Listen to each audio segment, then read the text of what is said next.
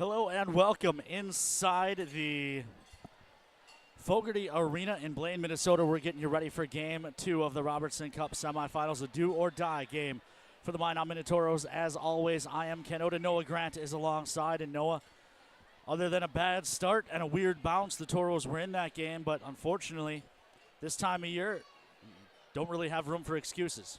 Yeah, certainly don't, and it's going to have to be a much improved effort from the get-go. Obviously important to make sure you have a better start than what yesterday was, but again, you like the pushback from the Minotauros, a lot of positives to pull through. I know Cody Campbell, knowing him very well, probably went over the tape 10 times before he finally went to bed last night. Speaking of the tape, let's take a look at the recap from last night. It was a rough start, obviously. Three quick goals on the first 6 shots of the game. We see that rocket, and then from another look, it's the same goal. A ton of traffic in front of Brady James.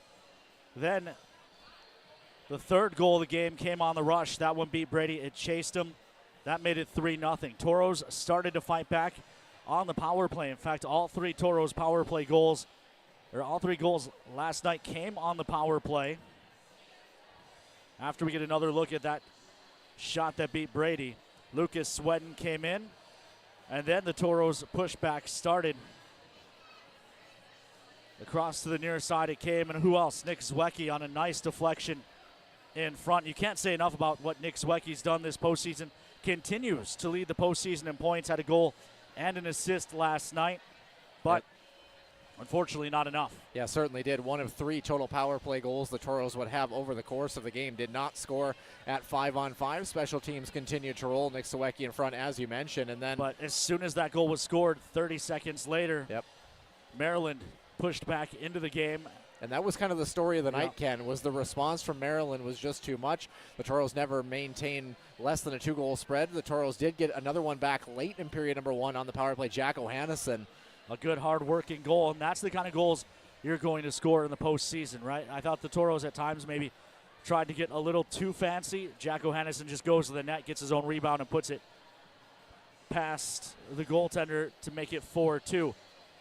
Yeah, absolutely, and then you talk about that gritty effort, right? Trevor Stahoyak, the recipient of the hard work from Will Dawson, second and third chance opportunity, and got to get to the blue paint, got to create opportunity, and who else but the 4-year captain? Yeah, Trevor Stahoyak drives the net there. Maryland wasn't thrilled with that one, but then as the Toros comeback was getting going, a weird bounce off a stanchion ends up in a net vacated by Lucas Swedden, and that pushed it to a 7-3 final. Let's take a look at the Noodles numbers. This will take us back to the regular season, Noah, and I think it's important to do that to remind Toros fans last night was bad, but this team is very good. Yep. You look at the numbers, Toros had the better record overall. Toros slightly more goals per game, significantly fewer goals against per game. The power play is better. The penalty kill was better. That's continued in the postseason for the most part. Overall, this is a very good Toros team. On paper, there's no reason they shouldn't be able to bounce back tonight. Yeah, give up a power play goal against, though, in a shorty, so a couple of things to clean up. You chalk that last bounce up to what that night was yesterday. Just going to have to be a better response. Like we talked about, regardless of how it plays out, you just got to find a way tonight, Ken. That'll take us to our Minotauros Booster Club players to watch. I'll kick it off. I'm going to go with Brady James. He's brought in to bounce back after a rough start last night. I've been talking about it all day with Toros fans I've seen throughout Blaine. 2018, the Toros goaltender Samu Lankala gave up 3 goals on his first 6 shots. Toros got blown out in Game 1. Samu came back with a 30-save shutout in Game 2, and the Toros were able to get Game 3 in a hard-fought battle in overtime. We need a similar effort from Brady James tonight if the Toros are going to have any chance. Well, the question mark, too, was are they going to go back to Brady James or Lucas Swedden, who I thought Swedden actually played all right in the remainder of yesterday's game. My rationale was you don't ride the hot hand, let him get lit up for 3 in the first 7 minutes, and then let him sit on the shelf. He either goes down with the ship or he redeems himself. In 5 minutes, puck drop coming up, we're going to find out. And then on the other side for me, I thought the best player last night was Ian Spencer. He's my player to watch. An absolute water bug in terms of his effort level and ability. I thought he was tenacious. He was hard on pucks. He had his legs underneath him, continuing to do what he's done over the last third of the season and into the postseason. Don't know if he'll end up on the score sheet, but he certainly was a factor last night in being a catalyst. Let's take a look at the home key group keys to the game. Noah, key 1, center focus. Toros need to get to the middle of the ice. Yeah, absolutely they do. That was one of the weaknesses where you didn't really know how good Maryland's goaltender was because too many cute passes at some point. Filter plays toward the net, redirect screens. You look at the gritty goals. Toros had 2 right in the blue paint. Yeah, second key to the game, clean breakouts. Toros hemmed in their own zone too much. I thought they tried to make too many extra passes 1 or 2 feet inside the blue line. If they just take one more step and then try to make the pass, even if the pass doesn't work, not a big deal. Yeah, got to make sure you're making the north-south plays. A couple of times the Toros shot themselves in the foot with poor mistakes, ended up costing them. Speaking of things that cost them, got to be a better start than last night. Obviously, you can't get much worse. Got to find a way to be on your toes from the get-go. They were certainly on their heels. Hopefully history does not repeat itself from last night. No, Toros definitely need to get off to a better start tonight. Noah, it's time for the other Farmers Union pregame show staple. 4 Bears over-unders. You can play along with these as we get them. Fans, you can play along at home in the Toros Hockey mobile app. First one up. It's the biggest Toros goals allowed. They gave up 7 last night, been giving up just over 2 all season long. We set the number at 2.5. Certainly hope it's the under. You do that, you get yourself in a very good chance to win a hockey game. Second, 4 Bears over-under. Total Toros shots on goal. Last night credited with 28. On the evening, will they get to 30? Yeah, it's kind of a question mark. Could see it go either direction. Again, I'm hoping for the over here. A lot of shots missed yesterday. Hopefully the shot volume finds the front of the net today. Yeah, a lot of shots went up off the glass or off the end boards. And the final 4 Bears over-under is Toros power play opportunities. 7 chances on the man advantage last night. Will we see something similar tonight? I think we're going to have the over there. Just with the Crews and what we've seen throughout the first 3 games, they seem to be ready to call penalties at times, and the Toros very disciplined for the most part yesterday, all things considered. Hopefully they get chances again today. Again, that's the Toros 4 Bears over-unders. You can play along the Toros Hockey mobile app, a chance to win a $225 stay-and-play package from our friends at 4 Bears Casino. And the final element of the Farmers Union pregame show before we head you down to the ice for introductions. The McDonald's Toros trivia question decided to reward those of you who listen to the pregame show closely. So, Noah, I'm going to ask you not to give away the answer on this one. Which Toro goaltender posted a shutout in Game 2 of the 2018 Robertson Cup semifinal? Was it A, Jack Roble, B, Nicholas Grabko, C, Samu Lankala, or D, Dylan Gluck? All 4 goaltenders saw action for the Toros that year. Don't get your guess in the Toros Hockey mobile app, a chance to win a lunch from our friends at Dakota Drive McDonald's. Noah, that hits all the things we have to hit sponsor-wise in the pregame show. It looks like we've got a few minutes before the teams come to the ice. What are you expecting from this Toro group? Well, I think you're going to see the nerves disappear, right? You know, we saw a lot of that early on in the contest yesterday. It caught them. I want to see a little bit of aggressiveness from the Toros, a little bit of physicality. I thought they had a little bit of nasty to their game as they went along last night, and I think it bodes really well. You got to credit this Maryland group. They do the one thing that the Toros do really well and have done all season long. They have a suffocating forecheck. Both these teams not afraid to be aggressive. It's all about imposing your will, right? Maryland did that yesterday. They gave themselves a chance early. They ran with it. Like we talked about, Toros did not get any bounces yesterday. If you're going to buy a bounce, you got to earn it tonight. Certainly do, and I think what we saw even from the Anchorage Lone Star games, which Lone Star sweeps their series, it's not going to be the pretty goals, right? It's the gritty goals. It's getting to the net. It's forcing plays, and really, like Cody Campbell talked in the postgame presser last night, not shooting yourself in the foot. First goal of the game earlier today for Lone Star was their goal. Anchorage's goaltender not committing and getting caught out of his net. Well, and speaking of committing, question a lot of people have been asking on social media, Murray Marvin Cortez is out. As you can hear, the Toros are taking the ice. And you can certainly tell here in Fogarty. Yeah, in case you were curious, Only one lineup change here tonight for the Minot Minotauros. Murray Marvin Cortez is out. Chad Muller makes his return to the second line in a do-or-die situation. The Long Island University commit number 27 back in the lineup on the right wing tonight. Imagine he's going to be an agitator, and he's going to bring tenacity here in a big moment. Will we see some magic coming out of the Kingston, Ontario native, the 2003?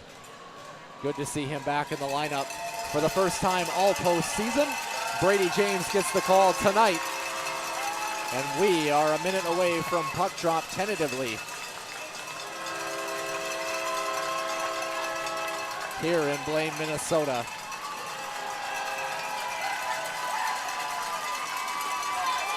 Toros taking a very long time to get everyone out on the ice. Not sure if that was a communication issue on the long walk, or if that was a little bit of gamesmanship there, playing with the Maryland Black Bears. Ken, no secret, obviously it's loud in this building though. Toro fans mostly to our left here. Toros will be working from right to left tonight for periods 1 and 3, switching it up from yesterday. The Toros are technically the road team today.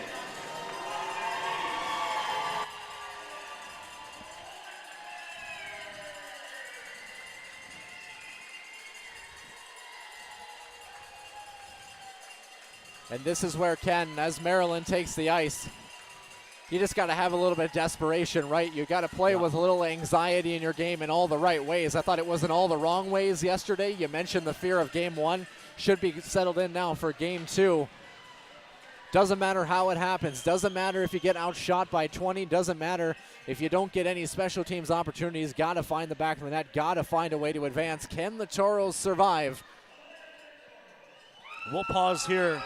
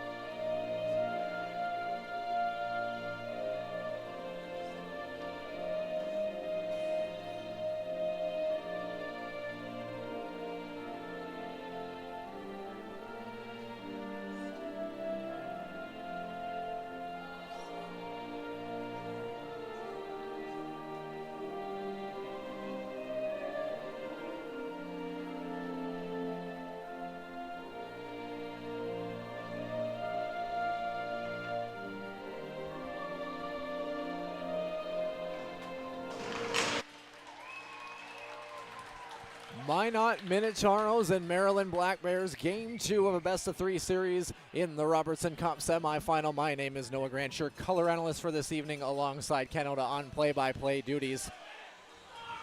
Will the Taros schedule tee times tomorrow, or will they have an opportunity to play one more game in this building tomorrow night? We are about to find out, trying to vindicate a 7-3 loss to the Black Bears last night. Ken, it's all on the line here today in Blaine, Minnesota. Just another youth tournament for these guys, right? You win, you keep playing, you lose, you go home. It's that simple. They've played in this situation plenty of times in their careers. Sure, maybe not at this level, but stakes are the same. You win, you keep going, you lose, you go home. I don't think this team's ready to go home, Noah. They've only lost 2 games in a row twice all season long. Second was at the end of the meaningless regular weekend season against Bismarck. Toros working right to left. They are in the home creams despite being technically the road team.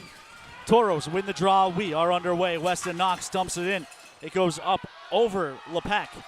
Far side, Stahowiak shot blocked. Weston Knox dumps it down in the corner. Swept around to the nearest side. Toros fans making noise. Mahler steps up, puck across. Emmons chips it deep. Back on it is Huston, plays to the near side. Kebrew ahead. Johnson absolutely leveled by Emmons. Toros dump it deep. This is a different group than started last night's game for sure for the Toros.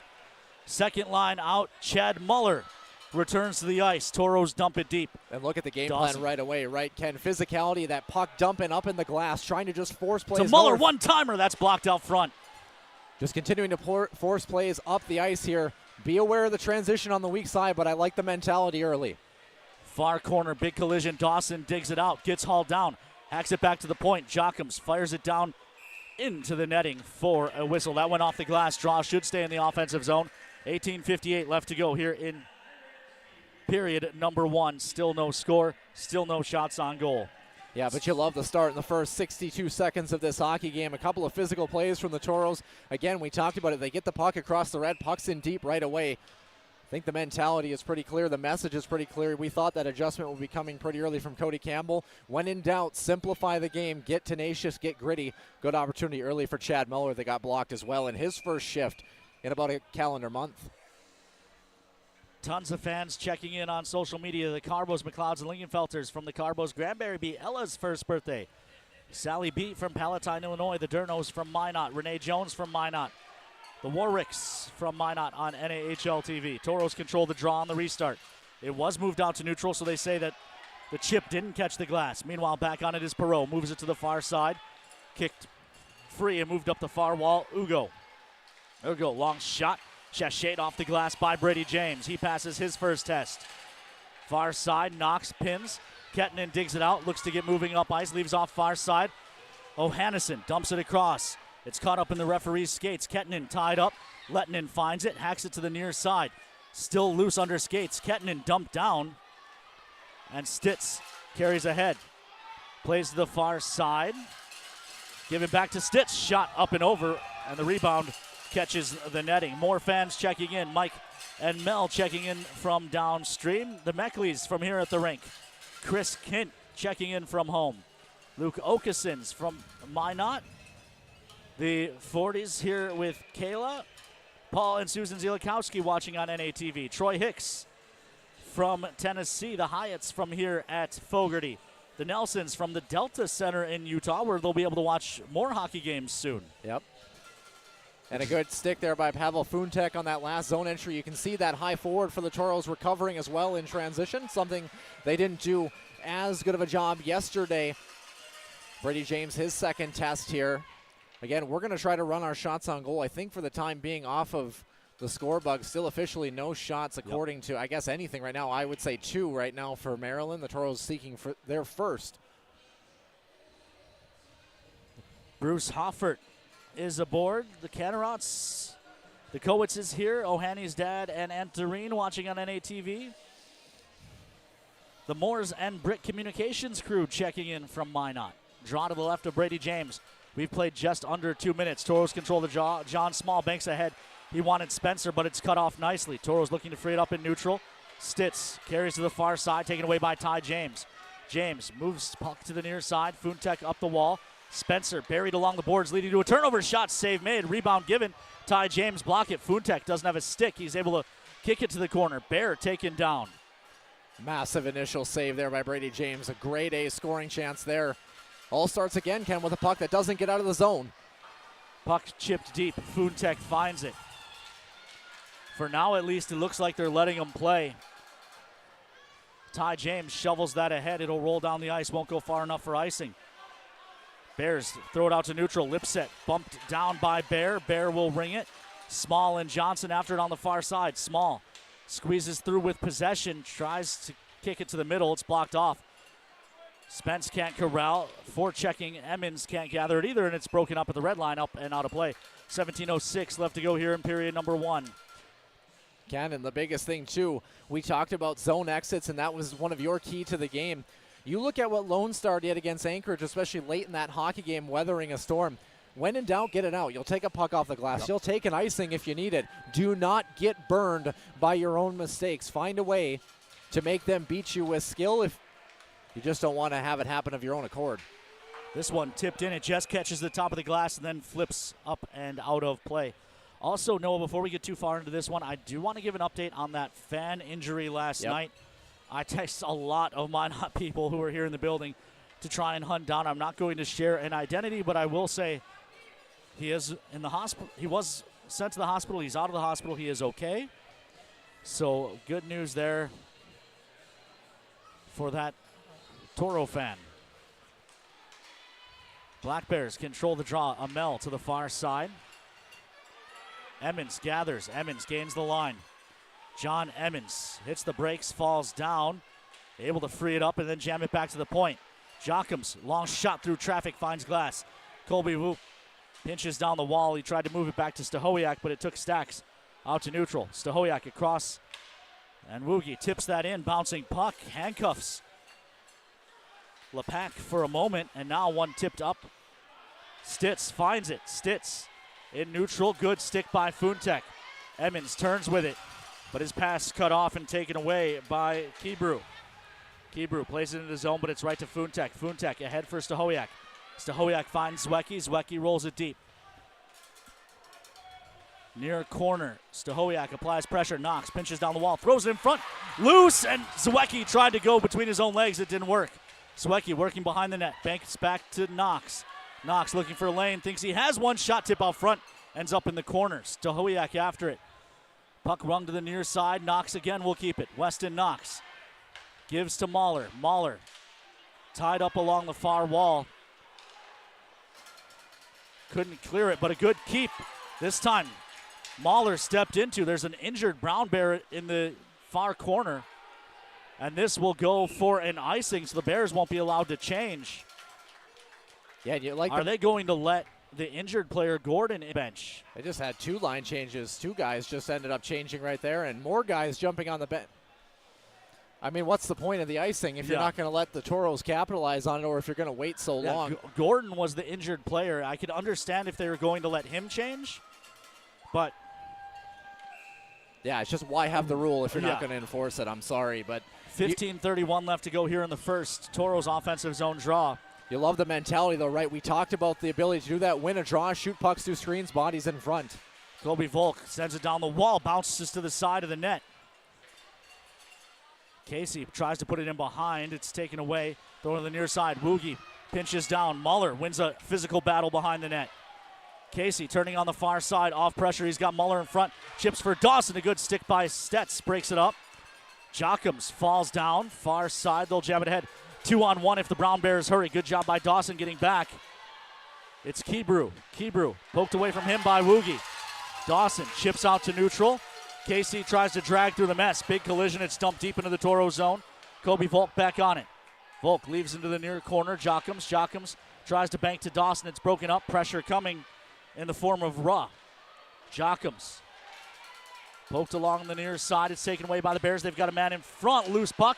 Good stick by O'Hannison to break up that feed. Yeah, and again, all starts with right. An unnecessary recycle down low. Again, plays got to go north. Plays just got to get out of the zone. It doesn't have to be pretty. Puck chipped to the near side. Dawson finds this. Dawson has Ohannesson behind the defense. If he can get it there, he couldn't. So instead he chips it in deep. Ohannesson after it. Ohannesson working in the corner. Gets help from Lettinen. Lettinen tied up in the corner. Amel there. Ohannesson digging. Perreault pins Ohannesson. Far corner. Jammed ahead. Carried up ice by Horacek. Horacek rolls it in. Brady James out of his net will sweep it along to the near side. Kettinen lets it roll out to neutral where Lettinen finds it. He's hit hard by Perreault. Newhouse gathers. He'll drop it back. Far side. Good step up by Adam Mahler, but help comes from Newhouse. Newhouse carries down the wall. Watched by Knox. He'll just flip a backhander on net. That's held onto by Brady James, and now we've got some pushing and shoving after the whistle. 13:43 left to go in period number one. Toros and Bears are scoreless. Good lesson as well, too. Let's go to the Mosquito Joe pest of the game.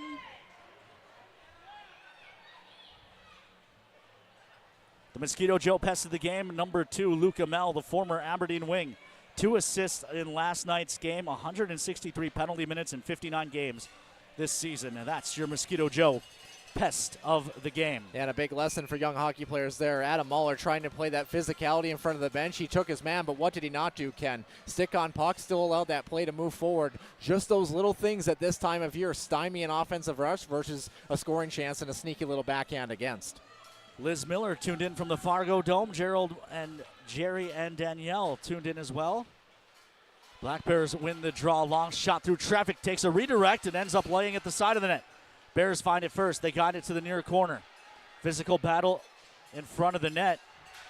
Meanwhile, Bears work a cycle. Bring it to the far side. Punched down low. Funtek can't reach that. Gibbs jams at it. Cost him his stick.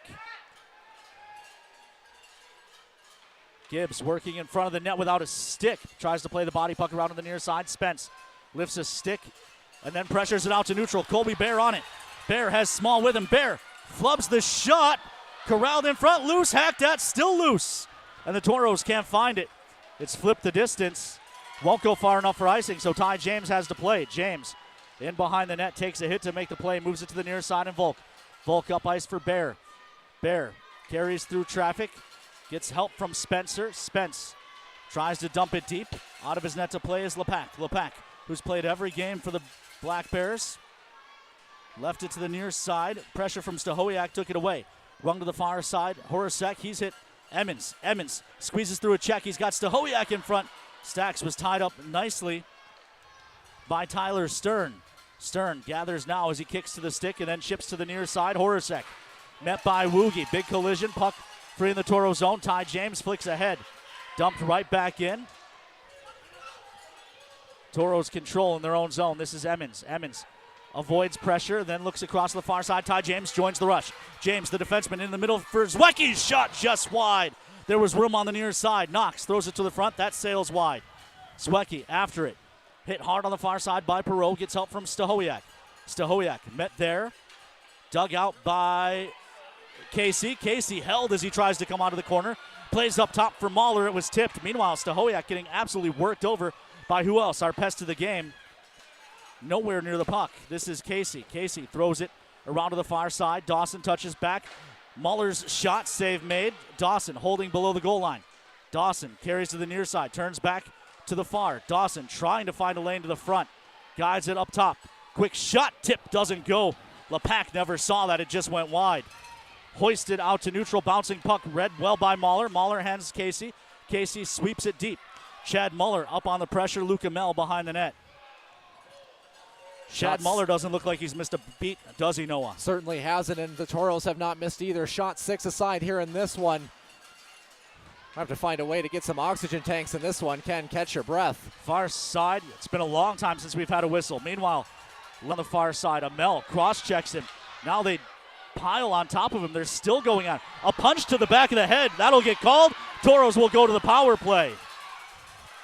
Al-Bashir was just standing over Joel Lettinen, punching him in the head. Toros were 3 for 7 on the power play last night, and they get their first opportunity this evening with 10:48 left to go here in period number 1.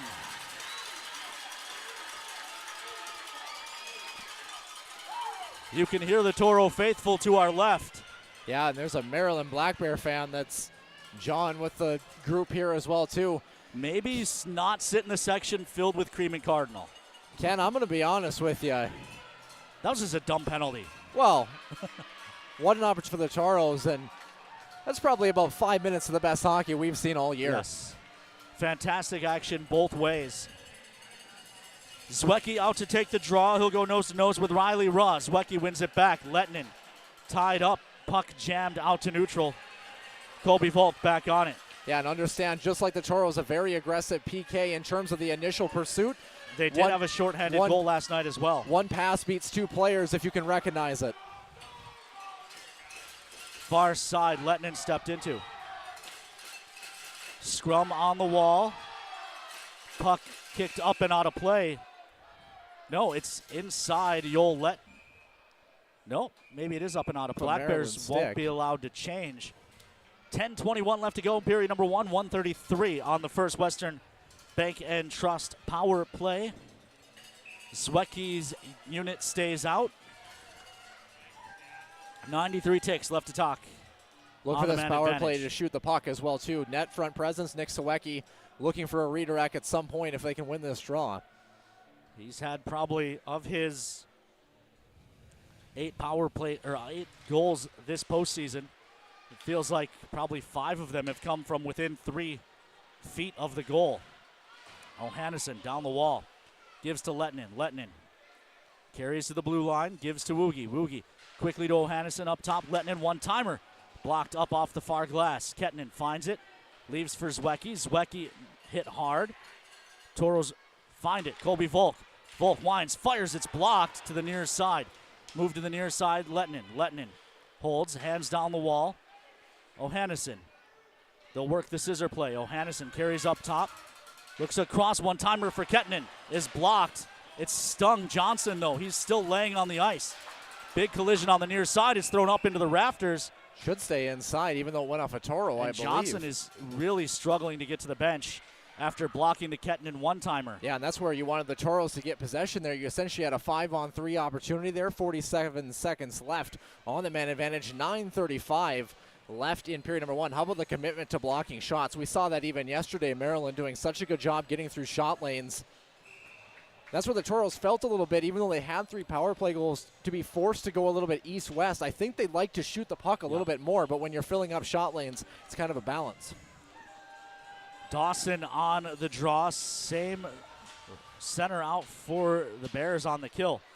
Toros win the draw. They'll control in neutral. This is Adam Mahler. Mahler dumps it in. It'll ride the kick plate to the near side. Perreault pressured by Dawson and Casey. Near side, it kicks free and gets chipped the distance.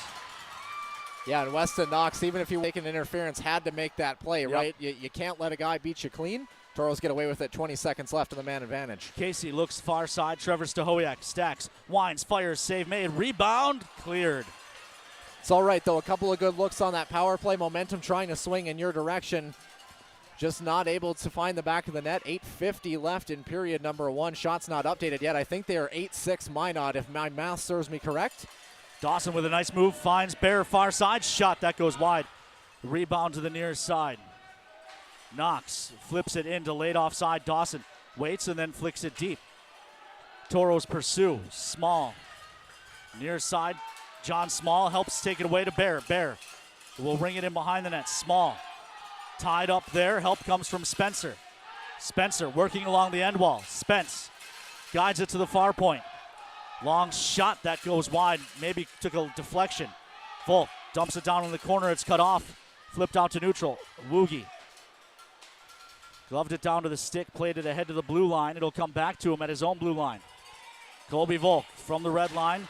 Dumps it along the glass. Far side. Spence gets hit hard and the puck caroms away. Broken up by Bear. He gets it back. Toros have to wait. Delayed call. It'll be a trip against the Toros. Kneeing. I kind of missed that one. I didn't think there was anything egregious that I noticed early on. Ian Spencer gets the call. I didn't even see it. So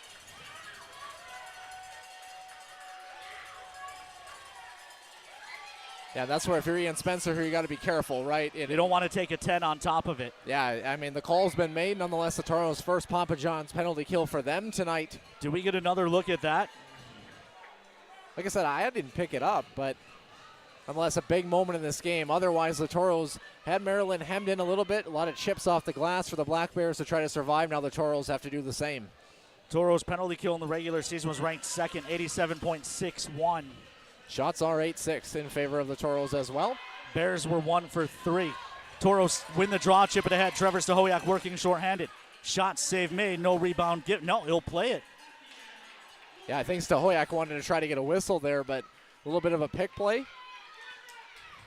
Carried ahead along the near side, dumped in by Horacek. Zwiecki back on it, flicks ahead, and it gets out. The Bears will have to backpedal. Of course, don't forget as well, Ian Spencer, one of the Toros' best penalty killers in the box. Bears still working the wrong way, though, thanks to the Toro pressure. This is Stitz.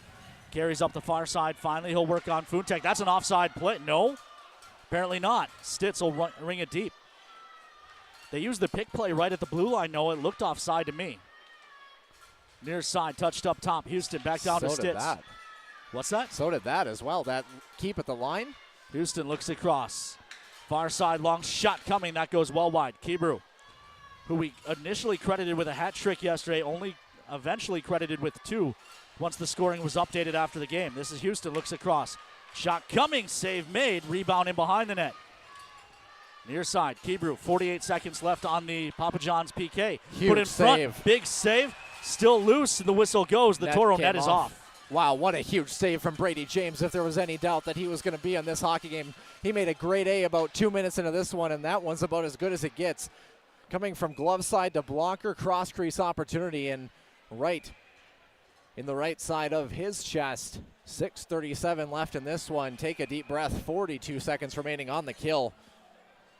And while that net coming off probably helps the Toros in that moment, I do wish, as much as Fogarty is an excellent host, that if we're playing these games that we have the marsh pegs as opposed to the little cleats. And it's been the same net, same in the Anchorage game earlier. Shots 9-8 Toros. You talk about shot volume, 17 combined in this one. It's been good hockey through 13 minutes and 23 seconds. We've yet to see our first goal of the game. Charlene James watching from Mayville, Missouri. Kim Bartel in Colorado Springs. Toro fans all over. Toros win the draw and ring it all the way down. My sister Amy Oda watching from the Black Bear watch party in Maryland, along with her husband Ben. This one chipped in. Oogie tied up. Stahoyak helps out. Bears take it away on the far side. However, just 18 seconds left on the power plays. It's thrown back to the near. That'll get out 2-on-1 if the Toros hurry. Emmons carries into the zone. Forced wide, tries a shot. It goes up and over, just missed over the crossbar. Did that catch the bar? I'm not entirely sure, but it's a 3-on-2 the other way. So if he gets shot, blocker save, rebound loose, Emmons finds it. Emmons ahead for Spencer. Spencer, stop, go, move into the zone, but Stitz took it away on the back check. Sofikis, delayed call again coming on Spencer. And the Toros touch, they'll go right back to the kill. They call Spencer for a high stick. No, it's Chad Muller, I think. No, it is Ian Spencer.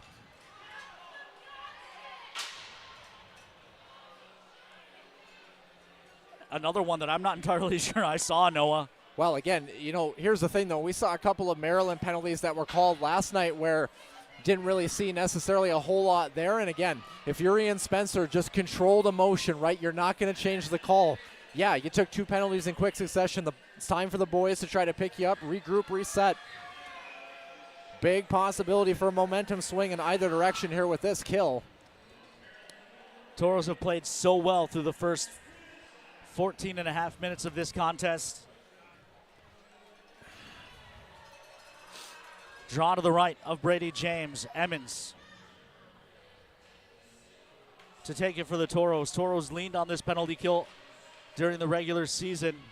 Second best in the league behind only Lone Star. Bears win the draw. They set it up. Left far side mishandled. Zwiecki couldn't clear as his stick was checked. Near side. Back up top. They leave for Houston. Houston comes near side. One-timer goes wide. Far side, kept on the wall by Horacek. Into the circle, poked free. Zwiecki blocks it. Now Zwiecki, a chance for a shorthanded break. Zwiecki in behind the defense. Zwiecki in, tied up. Can he stuff it? And now he gets horse-collared. And the Toros are back on defense. Good job getting back by the rest of the crew. Yeah, tough recovery here too. Nick Zwiecki needed a clear right there. Late shift change for him. Great opportunity, even better save. Trevor Stahoyak up on the pressure, but it's left to the far side, and the Bears carry ahead. 4:42 remaining here in period number 1. Still no score. Houston looking across. One-timer, it's in.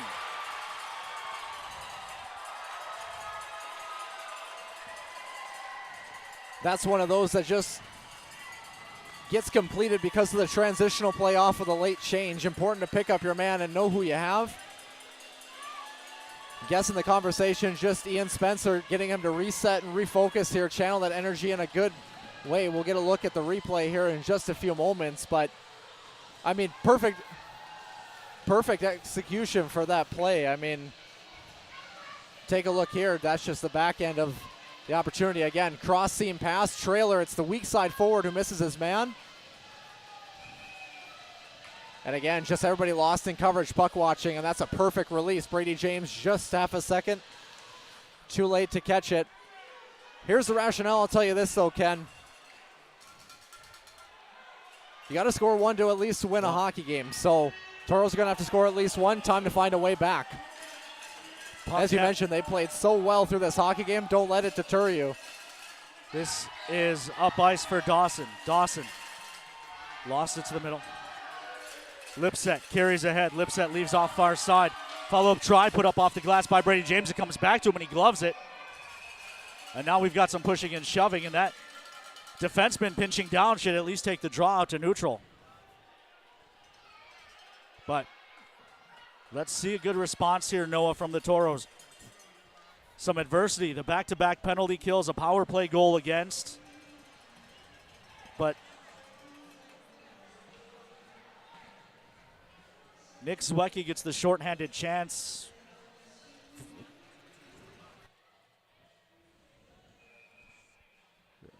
Draw would be in front of the Toro bench.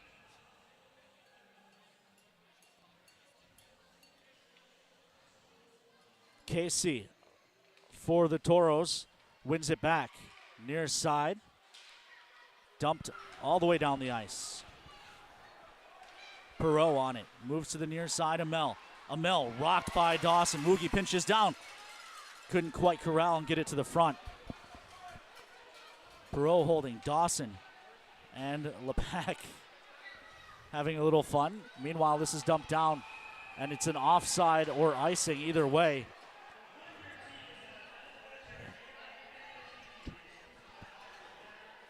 Draw will be all the way down in the offensive zone, but again, the Black Bears just change everyone anyway, so who cares?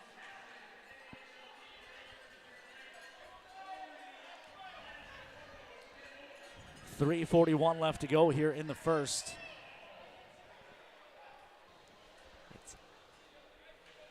Draw to the right of the Black Bear net. Lettinen on it for the Toros.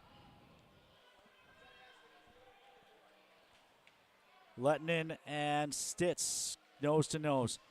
Puck underneath the linesman. Eventually Lettinen, help from Kettinen, shot blocked into the corner. Broken stick laying on the ice. O'Hannison plays up top. Mahler, long shot through traffic, save made. No rebound given. That's what you're looking for, second and third chance opportunities, right? Just trying to create some opportunity in front of the net. Again, the Toros have played extremely well. You just want them to find a way to create some sort of traffic, some sort of bounce, secondary opportunity. I think Maryland has been tested much more in front of their net than they were yesterday. Such a shame for the Toros to be down 1-0 with how well they had played up until that point. 3.5 minutes left to try and end this period at least even with the Black Bears. Lettinen and Stitz on the draw. Kettinen finds it, backhand try, loose in front. O'Hannison fanned on it. He had the net, but he was partially tied up. Knox finds it, carries down the wall. Weston Knox gets by Kebrew. Knox carries him behind the net. Knox tries to wrap it. It doesn't go. Near side, Kebrew turning. Lettinen spun down off the puck by Johnson. Again, up the far side. Mahler and El-Bashir. Mahler wins that battle. Toros control. Kettinen mishandles, and Amel sweeps it deep into the Toro zone. Knox throws it the other way. He thought he had Kettinen, and this will go for Minot's finest collision center icing. 2:51 left to go here in period number 1. Shots 12-11 in favor of the Black Bears. Just gives Helped you by the extra power play opportunity as well, but still. Yeah, 2 of them in quick succession. Unfortunately, Ian Spencer dinged twice, but again, you're looking for the Toro response here to be strong. Toros have not carried a lead yet this weekend, looking to try to get back even for the time being. Draw will be to the right of Brady James.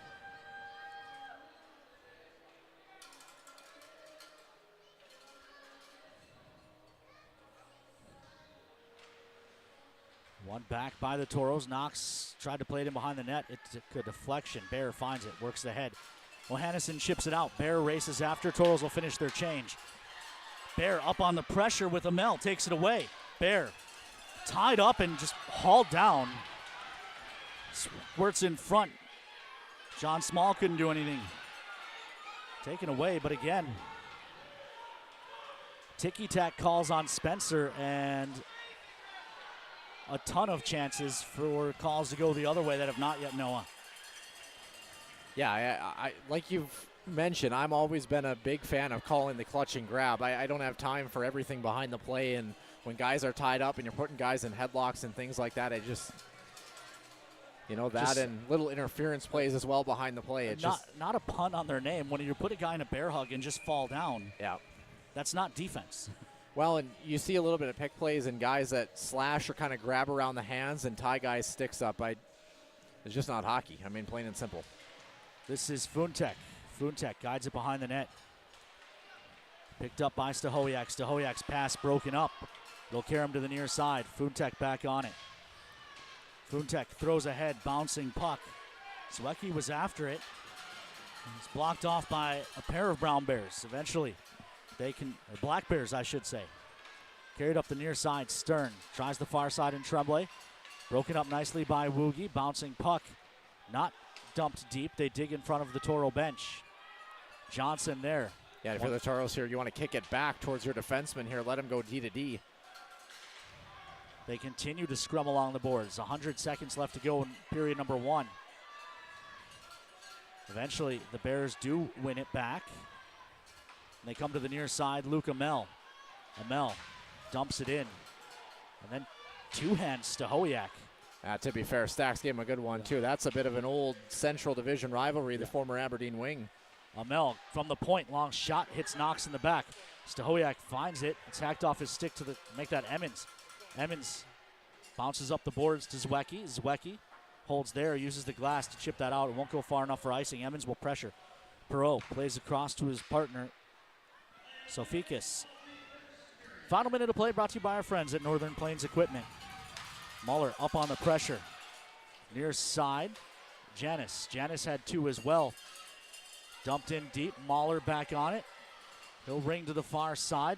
Muller to the near side, and Dawson. Dawson up ice. He looks to chip it deep. Casey and Johnson after it. They come together along the end wall. Muller wins it. Jams it in front. Dawson. Shot save made. Rebound loose in front. Diving cover. And this is where the Toros have been most successful, as we're going to get a scrum after the whistle. But again, just hard on the forecheck. Make these defenders turn their feet. Make them feel the pressure. They've had a couple of mistakes that they were not making yesterday. Again, just with the less time that you need to make a decision, and the Toros have earned a couple of opportunities as a result.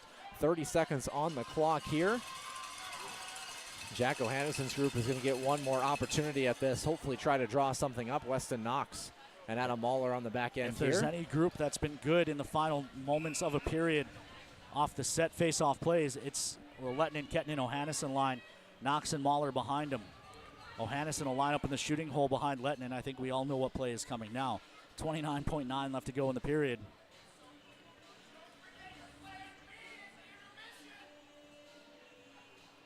Lettinen and Ruh on the draw. Lettinen wins it back. Ohannesson, one-timer, blocked out front by Janis. Toros got exactly what they wanted. This is Ohannesson, looks across. Mahler through traffic, tip goes up off the glass. Near side, Ohannesson gets there, but he's forced out to neutral by Johnson. Johnson flicks it deep into the Toro end. Mahler back on it. It's thrown to the side of the net. It's poked out from underneath Brady James's glove. Toros. Mahler turning just 4 seconds. He'll just play keep away. Toros will go down to the locker room trailing 1-0. We'll hear from, I imagine, Cody Campbell and Kirsten Krull in just a moment. Noah, overall impressions of period number 1 as we wait. Yeah, just one great power play opportunity that Maryland capitalized on. Otherwise, I thought it was a great period from the Toros. It's certainly much better than any stretch they had last night by large majority, but just got to find a way to find the back of the net at some point. I like the opportunities. I like the simplicity. Players in front of the net, shots from the point, just actually, I forgot we're the away team right now, so it'll be Clint Malamut, the head coach of the Black Bears. This hard, heavy hockey, all things considered. Maryland able to strike first with the Toros. Again, got to stick with the process because it's worked very well otherwise.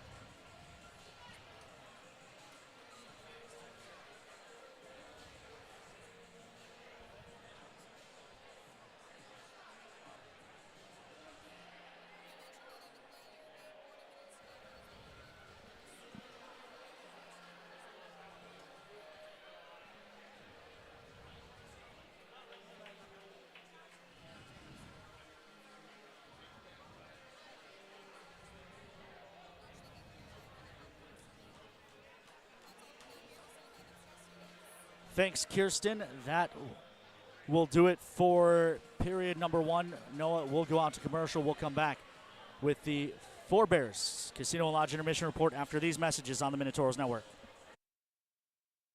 Lamplighter is Minot's premier liquor store. Whether you're looking for wine, cold beer, or a fine bourbon, stop in and browse our selection, or make a quick stop at our convenient drive-thru, the Lamplighter Lounge and Liquor Store. In life, there's good, better, and the best.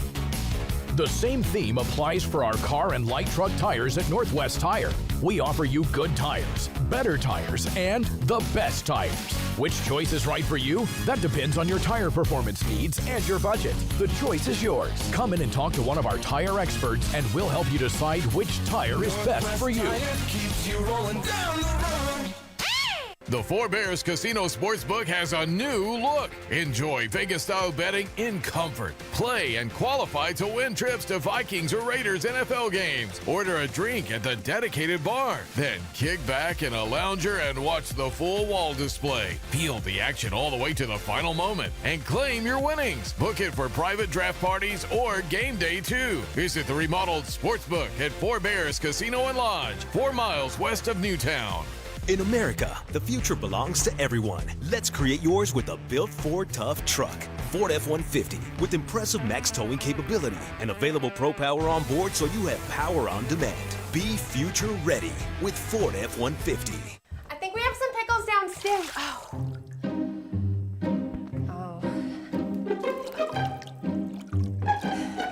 Honey, got some good news and some bad news. Tomorrow might be hard to see, but tomorrow is right in front of us. And we're always looking towards it. Investing another $4 billion in renewable energy and low-carbon solutions through 2025. And lowering emissions by modernizing our infrastructure, bridging to a sustainable energy future.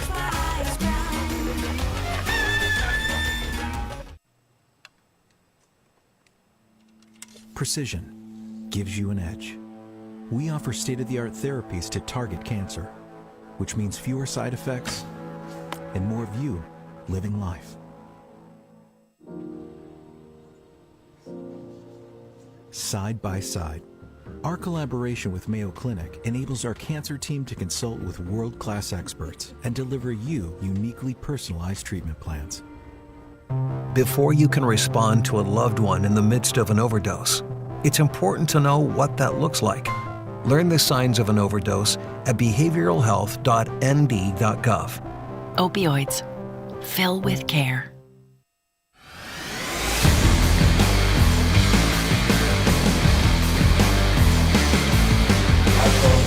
Chad Muller. You're watching Minotauros hockey on NAHLTV.com.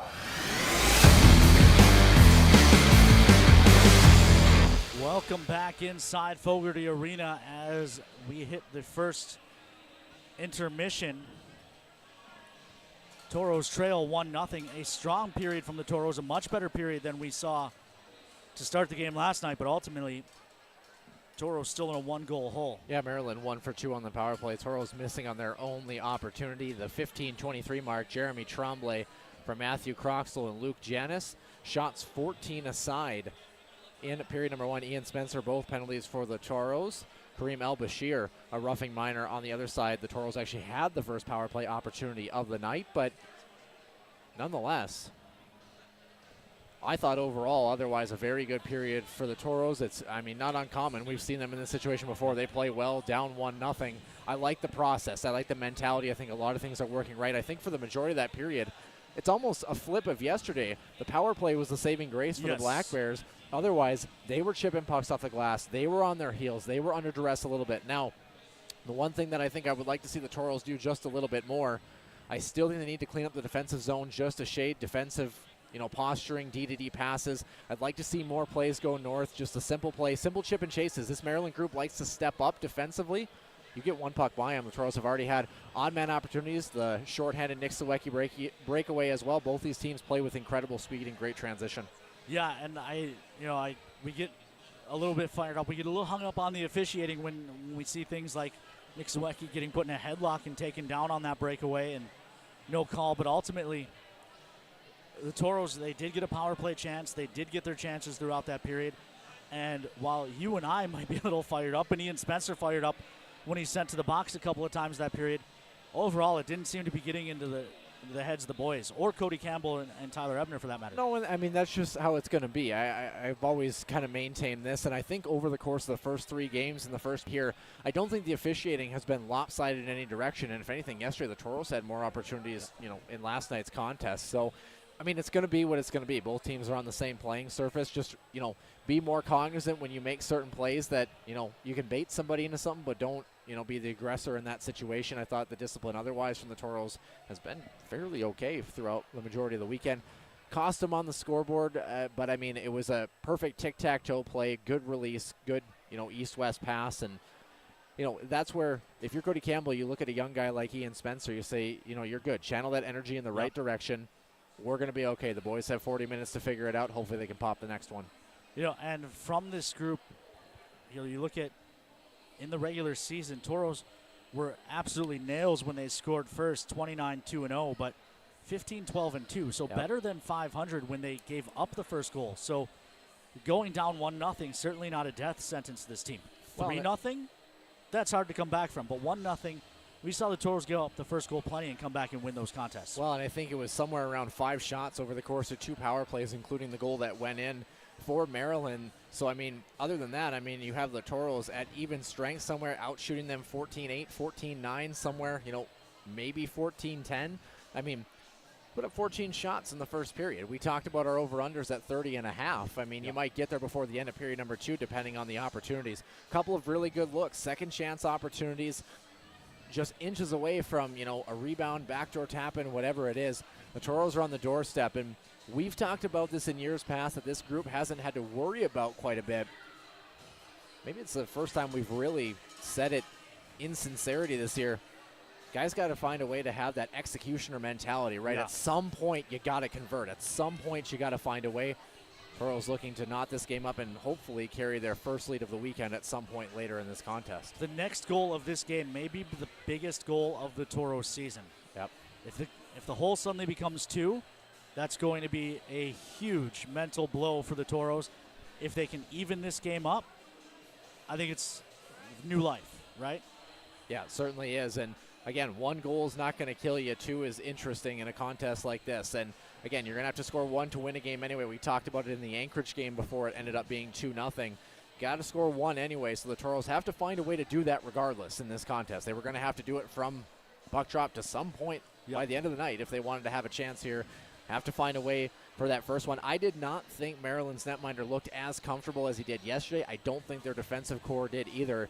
Just speaks to the testament the Toros are doing the right things.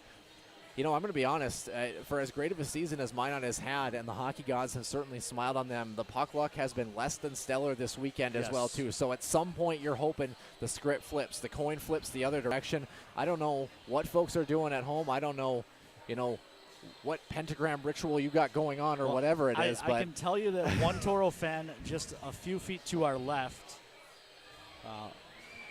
we lovingly refer to her as Lolly now, my mom, Kelly Oda, but I've always called my dad Pops, and the kids, when I was calling my dad Pops, eventually nicknamed my mom Lolly so that we have Lolly Pops, because, of course, given my love of candy, but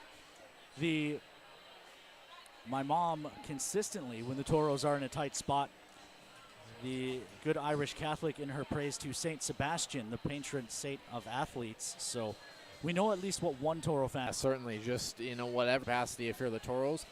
Otherwise, I thought it was all right, all things considered. A little bit of anxiety, I think, early on. The pace of play was absolutely torrid, Ken. Yes. I mean, it was like, and I think about this where, we've had a lot of opportunity where myself as a color analyst, I like to interject, I think, a little bit more than a lot of color analysts. Some of it's by design and some of it's because you've got about 7 jobs at the same time right now. Yeah, usually you're with us at home games when I'm also running the light show, running social media, running the video boards. So, yeah. But here's the thing. I don't think I spoke for a solid 6 minutes, and that just gives you an idea of, at some point I like to cut you off and ruin your day a little bit. I didn't even have the opportunity. Or let me take a breath or a sip, yeah. And I remember, I think it was maybe the first year that you and I had worked together. We had a game similar to that where it was probably a good 9 or 10 minutes, and it was like you were out of breath by the time we got to that point, and you're like, just monologue. But, I mean, the pace has been so good in the ability of both these teams. I mean, this is, as you mentioned, a heavyweight matchup. It's almost a shame the first game started so poorly for the Toros because could you imagine last night at this pace and this level through a full 60 minutes in terms of this? I mean, certainly going to be a fight to the finish here. The Toros have to find a way to come from behind. Shots even at 14 aside on the score sheet, 15 aside on the scoreboard. Jeremy Tremblay with the only goal, 15-23 into the game. Matthew Croxall and Luke Janis were able to get that power play marker, Noah, and like I said, I think what that sets up is the next goal is huge. Certainly is. And again, just deep breath.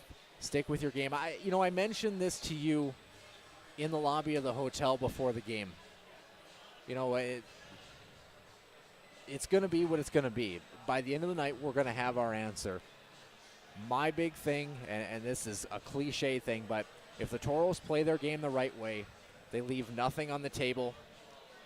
Let's say the score stays exactly where it is. You feel all right with that result. Yeah. Because the Toros have played much better tonight. You hope it rewards them. They got 40 minutes to figure it out. Certainly not a death sentence by any means. They're well within reach in this hockey game. No matter what happens tonight, if the game stays at that pace and the score stays close, the regret will not be tonight. It will be last night. But while we've got a moment here before the end of intermission, We've got Toro alum Michael Talbot, and we're going to keep it quick. Talbs, I can't. Michael Talbot is here. Talbs was part of that 2018 team. You guys were in a similar hole. You dropped game 1 to Fairbanks. You guys came back and got it done. What does this Toro group need to do here over the final 40? And keep in mind, let's keep it clean. Yeah. Absolutely. No, I think they just need to stick to their game plan. I'm sure their coaching staff has a great plan for them, just like Marty and Wags did for us. And they just got to get after it, get pucks deep, and go to work. And I'm sure it'll pay off for them. It's been a few years since you've been a Toro, but once a Toro, always a Toro. Glad to see you're still wearing the Toro coat. What have you been up to? I know you finished school already. What's the real world got for you? The real world has been a whirlwind. I've been working for State Farm. One of my good buddies' dads has kind of run the show there, and I've kind of been under his coattails and working there for about a year and a half. So it's been good experience. Last thing is we're running out of time here on the intermission before I let you go, Talbs. Looking back now, 6 years removed from your Toro career, what do you look back on most and remember most from being a Toro? Man, I can't express enough how much the coaches meant to me. The guys in the locker room. I mean, to be the first team to ever make it to the Robertson Cup final, and then to see the guys back here, Weston. I mean, I know him personally, and I mean it's just been a great experience to be here to watch them, and I hope they can construct a comeback here in the second period. So. All right, well, Tal, it's good to catch up with you. We'll let you go. Good to see you as always. I'm sure we'll catch up after the game, win or lose. Yep, thank you, Ken. Appreciate it. That's Toros alum Michael Talbot. Good to see him as always. Hey. Of course. Toros looking to do what Talbot's team did in 2018. You drop game one, you give up 3 on the first 6, you come back. Find a way in game 2. Find a way in game 2 and find a way in overtime in game 3. We're going to skip the commercial break. We're just going to stay in-house because we ran a little long during our intermission. Well, knowing us two, I don't think we ran anywhere, but. I mean, who would have thought? We talked for too long, Noah. We've never been guilty of that. I think it's interesting, too, speaking on our relationship a little bit. Of course, the Dallas-Colorado game was on last night when we got in the hotel, and a little dejected after the result yesterday. I mean, we both had the mentality of, well, that sucked, just kind of by the result, and sat down, started watching hockey, and started talking for a couple hours about hockey again. I mean, it's kind of like a sprinkler system that you can't turn off, right? Hey, as much as I enjoy standing next to you and calling games, I think what I'm going to miss most is some of those drives down to Bismarck. Those travel trips where we're driving to a game to talk hockey, and we spend 2 hours talking hockey in the car. Yeah, and all the great crew that's with us. J.R. Sweet asked, can I ask why the off-ice crew waits to update everything? I honestly think it's the Wi-Fi here. I don't think they're waiting. I think we're seeing an issue as well, just getting the score sheet to load on our end. I just figured that it's because JR is in here. One of the best in the biz, getting ready for his 11th season next year. Emma Palmer's in the building, but she's not here to work. We wanted to thank as many people as we could. We brought Emma along, and pretzels seem to be the theme today. Today was pretzels with hot cheese. So Pops came by, tried to give me one during the intermission, but either way, period number 2 about to start. Horacek and Stahoyak jousting on the near side. Puck is down. Period 2 is underway. Puck dumped in and rung in behind the net. Brady James out of his net to stop. Chipped in behind. This is Emmons. Emmons lost it behind the net, gets it back and moves it to Weston Knox. Knox holding. Flicks ahead on the near side. It's broken up at the red line. Johnson and Stahoyak come together hard. Delayed call coming. It'll be, nope, that was an offside. These special Robertson Cup ref jerseys have fooled me a couple of times when linesmen have lifted their arm. Meanwhile, a one-timer fought off by James and up and out of play. Yeah, and as we mentioned, shots 14 aside in this one. The in-house score bug has 15 aside, which, okay. But nonetheless, we are less than a minute into period number 2. Maryland, the first opportunity.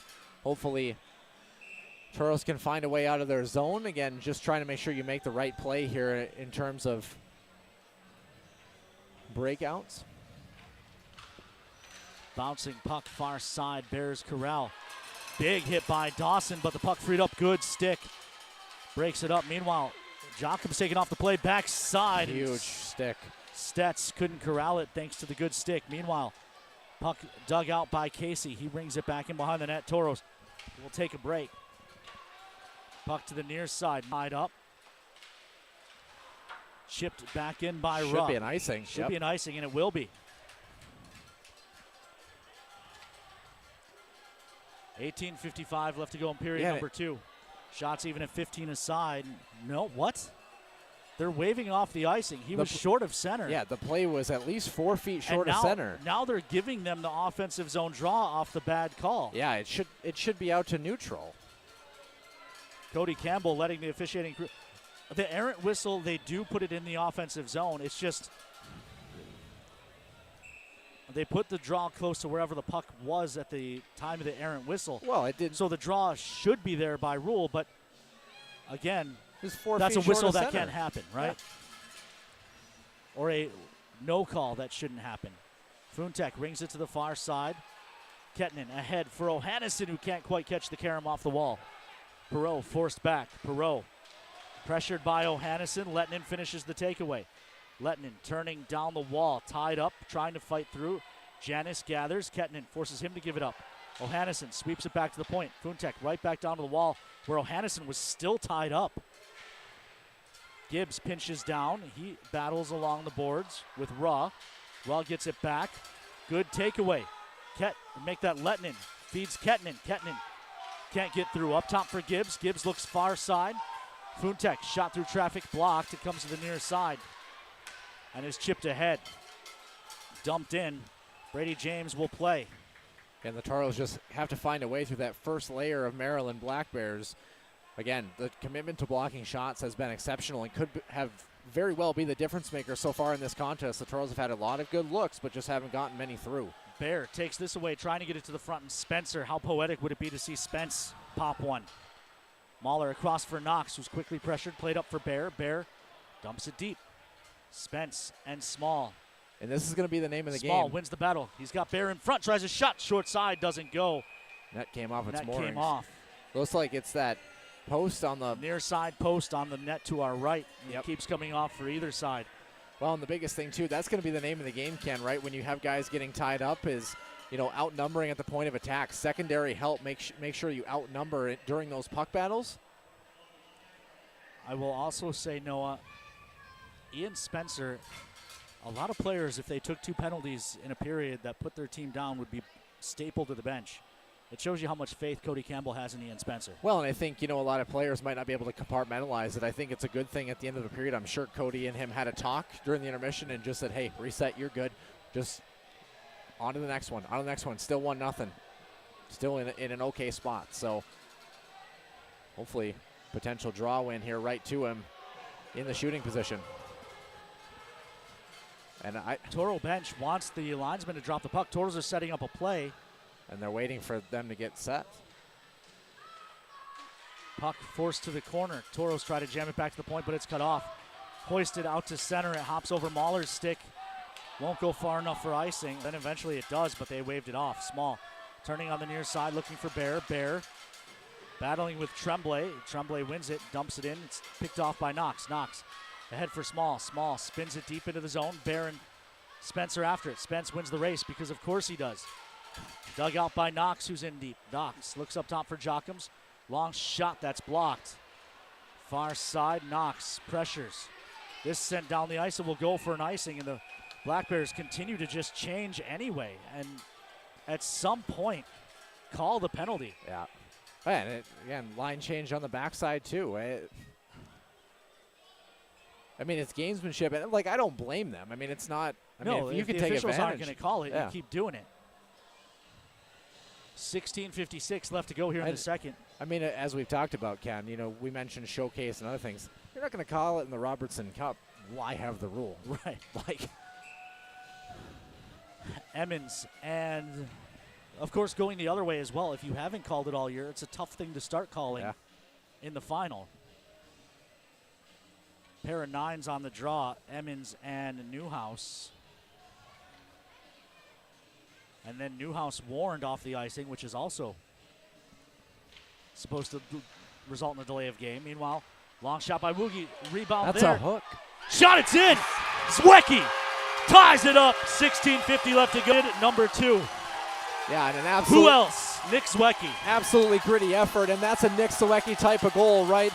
You stay with it. Second and third chance opportunity through a hook. Should have been an initial call on the play, and he almost Alex Ovechkin 2008 Phoenix Coyotes to the thing. Back around the backside of his shoulder. What a recovery. What a secondary effort. Someone offer this kid a scholarship. Absolutely. I mean, you just look at the physicality. We take a look at it again. I mean, second and third chance opportunity, trying to bring the energy here. All starts with a win off of the faceoff and sticks with it. What an incredible goal. Goaltender's been swimming a couple times, Ken, in this Maryland net. We're back where we started. Can the Toros find the next one? Pressure from Dawson. Freed up. Good read by Knox. He keeps it in the zone. Knox tries to play down the wall. It comes back to him. Jammed out to neutral. Casey covers there. Casey ahead. Finds Dawson. Dawson for Muller. Muller and Perot after it. I would exactly why. Late call coming as Muller was chopped down. On the touch, the whistle goes. Toros to the first Western Bank and Trust power play. Yeah, it was a trip well behind the play, and they were mad at it was the Bears going after Muller for the hit in the corner. Ken, you think the Toros have missed Chad Muller over the past month? Yeah. That's exactly what he brings to the table, able to agitate a little bit. Good, clean hit, draws some anger, and the Toros to the man advantage. Yeah, an opportunity for them to try to strike and carry their first lead of the weekend. Lettinen on the draw for the Toros. Zwiecki lined up in the slot. He's ready to go to the front of the net.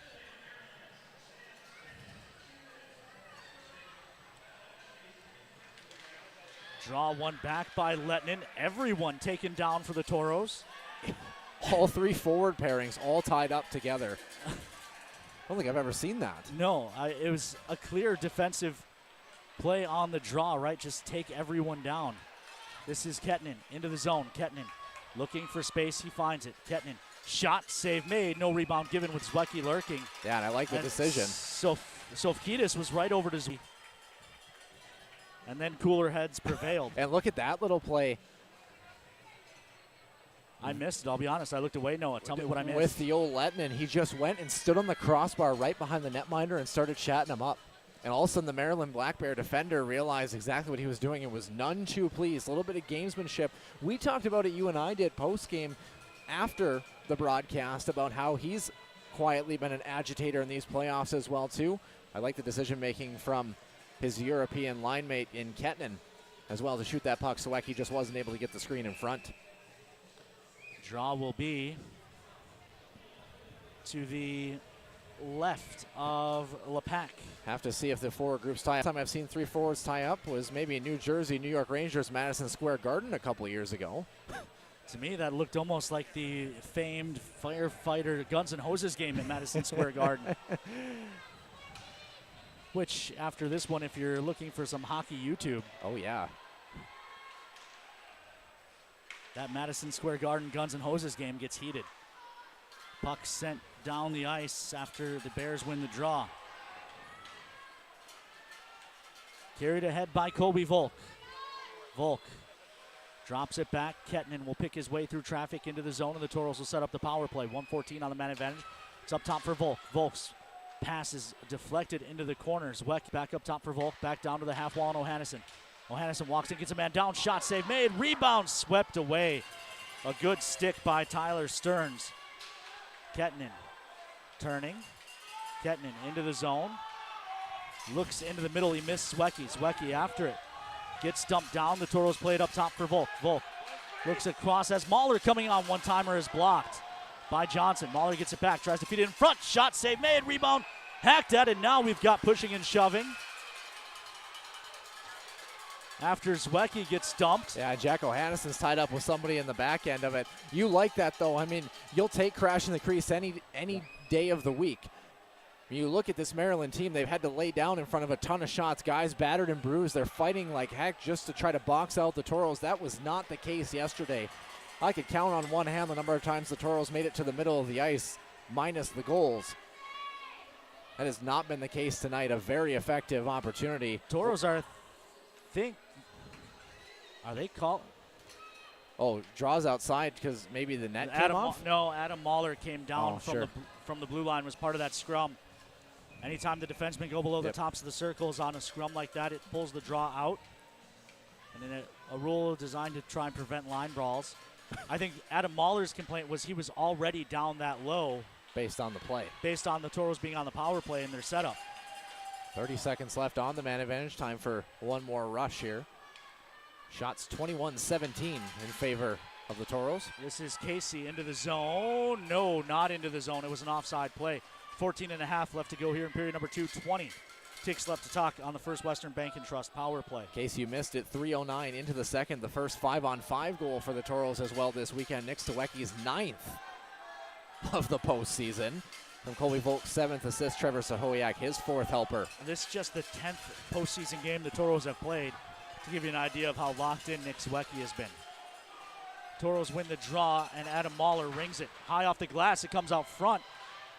Casey was tied up, he gets it back with help from Dawson. Casey banks it back to the point, knocks down to a knee, keeps it, looks up top, Mahler. Mahler, shot through traffic, save made, rebound loose in front. Dawson swept down, and now the puck chipped down the ice. And Ken, as you look at the Toros, even though they let Maryland come full strength there, the Black Bears have absolutely no idea what to do with, as that puck goes up and out of play, they have no idea what to do with guys like Nick Stawecki in front. It is pure survival mode. When you have defensemen and goaltenders swimming on secondary opportunities, that's what you're looking for in a playoff-type hockey game. Officials talking that draw should be inside the zone, and they will put it there. Cody Campbell got his way. He's not a guy I would want to argue with. I'm going to be honest with you. Offensive zone draw. 14:01 left to play here in period number 2. We're back to evens.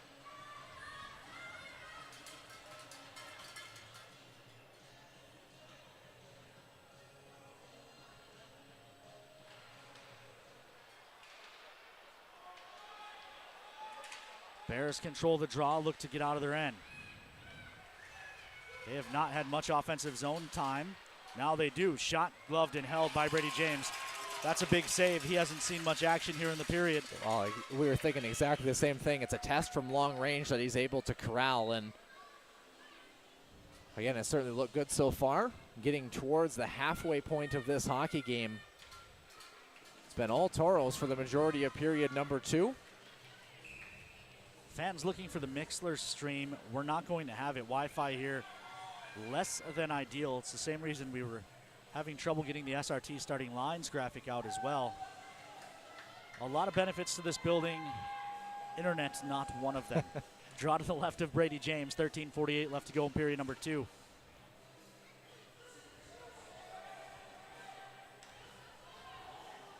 Emmons on the draw to the left of Brady James.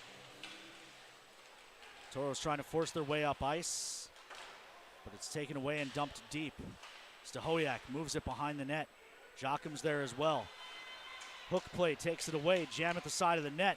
Forced in behind. Emmons to make that. Jockham's able to get his stick free. Jockham's battling it. Works down into the corner. Touch to the front doesn't go. Good job by Jockham's just to hack that to the wall. Stahoyak able to get that up ice for Stawecki. Stawecki turns, uses his body to protect it. Hits a leg intended for Stahoyak. It ends up in the zone. Thrown back out. Down the ice. Funtek finds it. Funtek across to the near side. Jockham's touched in by Stahoyak. Tipped, so no icing. Luca Mel on it. He let it go. Dawson steps into one. Blocked off up front. I think it went off Stahoyak, who was trying to jump out of the way of it. Yeah, shots 22-18 now in favor of the Toros, who have the lone goal of period number 2. And again, puck management in the defensive zone. Really the only moment where the Toros have really started to struggle is when they reverse back behind their net. I think it's an unnecessary play. I know what you're trying to do. You're trying to get the clean breakout on the weak side and trying to transition, but sometimes just take what is given. Second period, don't give Maryland any life. Chad Muller up on the pressure after the Bears win the draw. Amel plays up the far side. Should be offside. Delayed offside. Should be all the way down. As they pressure, it should go all the way down. The linesman was yelling offside, offside, offside. But they're going to put this draw just outside the Toro zone, right in front of the Black Bear bench. 12:52. And Cody Campbell doesn't seem too incensed by it, so that's always kind of how I judge how frustrated I should be. For example, the draw that we thought should have gone in the Toro zone that ended up in the Toro zone. Al-Bashir and Muller jousting. Don't forget Al-Bashir has the lone penalty from period number 1 for the Black Bears.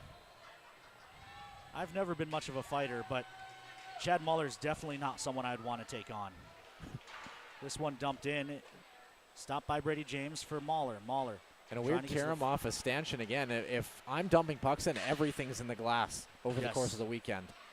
And if I'm a goaltender, I might just take the risk of not playing it the way we've seen so many weird bounces. Johnson was upended by Knox.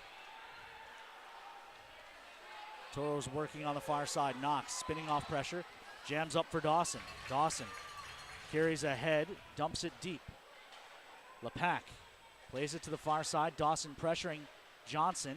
Casey's stick frees it up. Muller going for a change. Bears gather. Ruh on the near side just throws one on net. It's offside. I say that's what I had seen early in the weak side official on the lines. Yep. Play should come out at least to center ice. So, for those unfamiliar with the rule, if a player is offside and you put one on net and the goaltender touches it, the whistle goes. I gotta be honest, Ken. Obviously, we haven't stood for a ton of games, except for the ones, I guess, really on the road that we've done together. We've got the concourse stairs right next to where I'm standing, and I have a big wingspan. I'm probably maybe a 727, not a 747, but I'm surprised people decide to stand right next to where I am because forearm shiver. This is Jockums up the near side. O'Hannesson touches for Lettinen. Nice touch around Stern. Lettinen in front for Kettinen. His shot's blocked, and O'Hannesson couldn't find the loose puck. Bears try to turn with numbers quickly. Tremblay up the far side. Watched by Woogie. Tries a shot that's blockered aside by Brady James. O'Hannesson touches out to neutral. Can he win the race to this? He cannot. Stern gathers off a nice touch by Sofkisis. Sofkisis gains on the near side and dumps it deep into the Toro zone. Brady James out of his net to stop.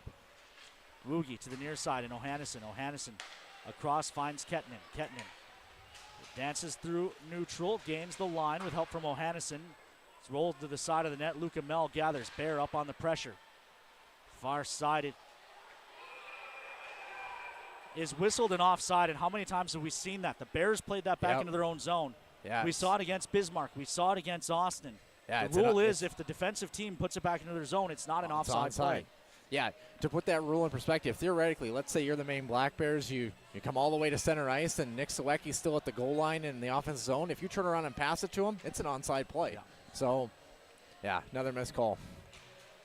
50-50 draw, kick free. Ty James finds it, fires it on net. It's blocked up and out of play by Lepak. That'll be an offensive zone draw. Never heard you get so animated about a shot from the red line. You keep surprising me even after 3 years, Ken. Still waiting for Flowers, though. Yes. So's Victoria.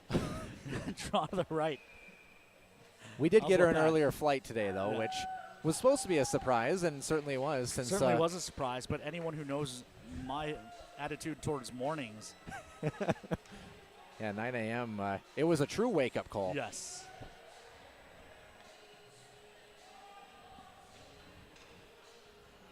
Spencer lined up in the shooting hole behind Bear. Bear will take this draw against Ra. One back, but then hack the distance. This will go for an icing as long as Gibbs wins the race, which he does. 10:58 left to play here in period number 2.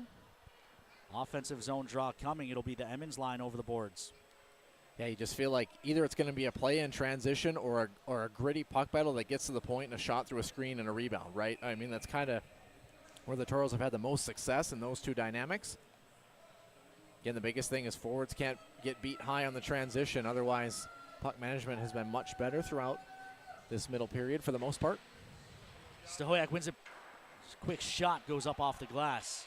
It was actually Emmons who won it to Stahoyak for the shot. Emmons off the wall, shot, save made, no rebound given.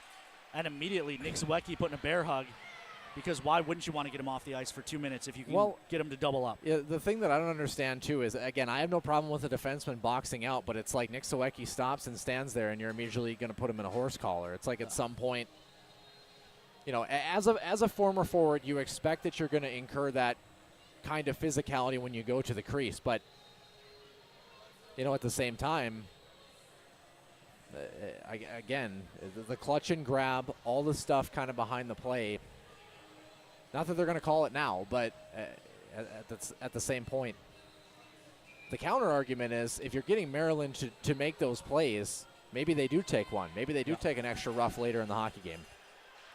Near side, Black Bears win the draw and throw it out of play, which will mean another offensive zone draw. They're treated as icings, not penalties at the junior level. Speaking of junior level, Toros here in Blaine trying to win a national championship. Do we have an update on how the Fargo series is going? I know game 4 is tonight. Would you like Jam play at the side of the net. Doesn't go, and then Emmons tied up with someone behind the play. Emmons trying to get up, and now a shot on that saved by Brady James. But Emmons was tied up with Horacek, who wouldn't let him get up ice to play defense.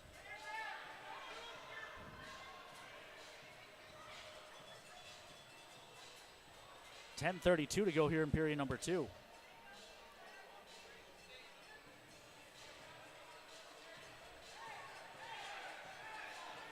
Draw will be to the right of Brady James.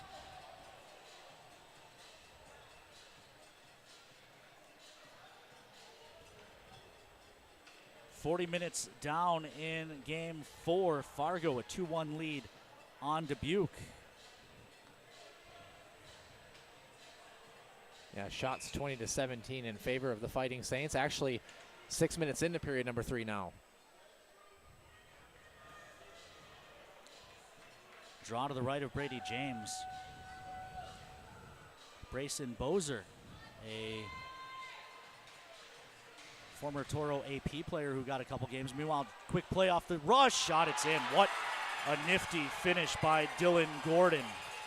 Wow, off the draw. Just an absolute breakdown in coverage there, too. And no Toro was within 5 feet of the front of the crease.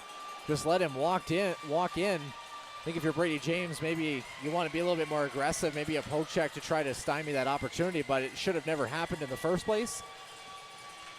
Yeah, that's just a tough one to give up. This is the first time all night that I think the Toros have really kind of shot themselves in the foot with whatever coverage happened. I don't know if guys got tied up. We'll have to take a look on the replay, but it just didn't look right. Take a look again here. Off the face-off. Again, weak side defenseman just totally lost. Toros are going to have to find a way back again.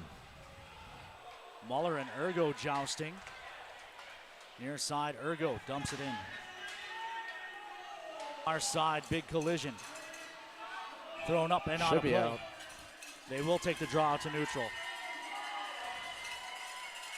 That's where the Toros got to kind of get back a little bit to that physicality that they had earlier on in the period. Just shoving pucks down deep. Just bring the physicality, tenacity a little bit here and kind of try to reestablish dominance. Otherwise, it's like I said, it's been a good period, but you can't be finishing even or worse each period of hockey that you play. At some point, you've got to find a way.